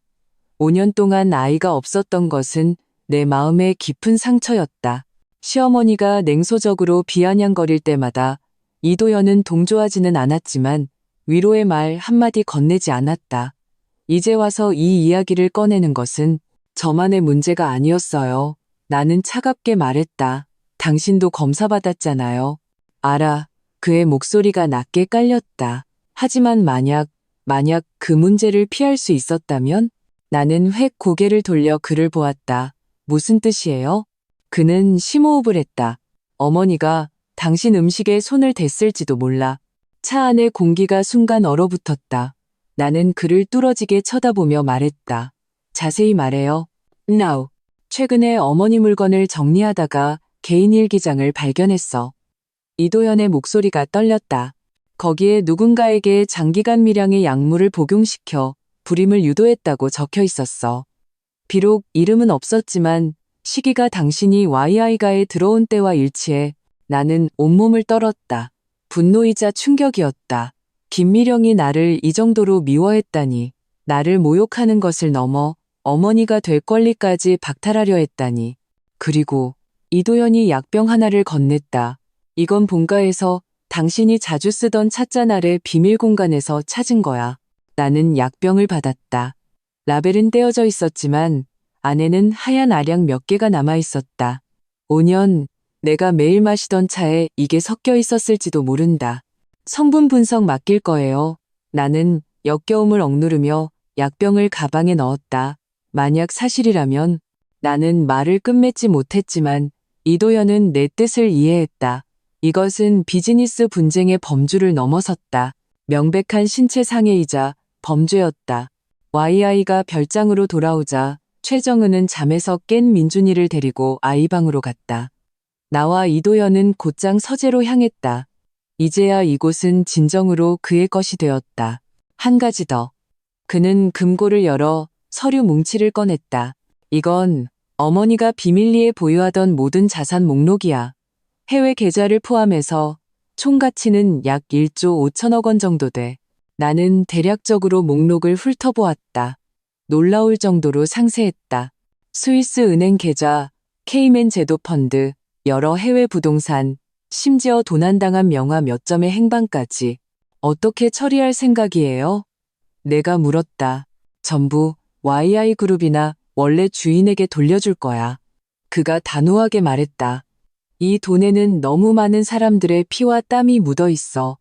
나는 원하지 않아. 이 결정은 내 앞에 있는 남자를 다시 보게 만들었다. 한때 나는 그가 나약하고 냉담하다고 생각했다. 하지만 이제 그의 원칙적인 면을 보았다. 어쩌면 진짜 이도연은 계속 김미령의 그늘에 가려져 있었던 건지도 모른다. 아, 맞다.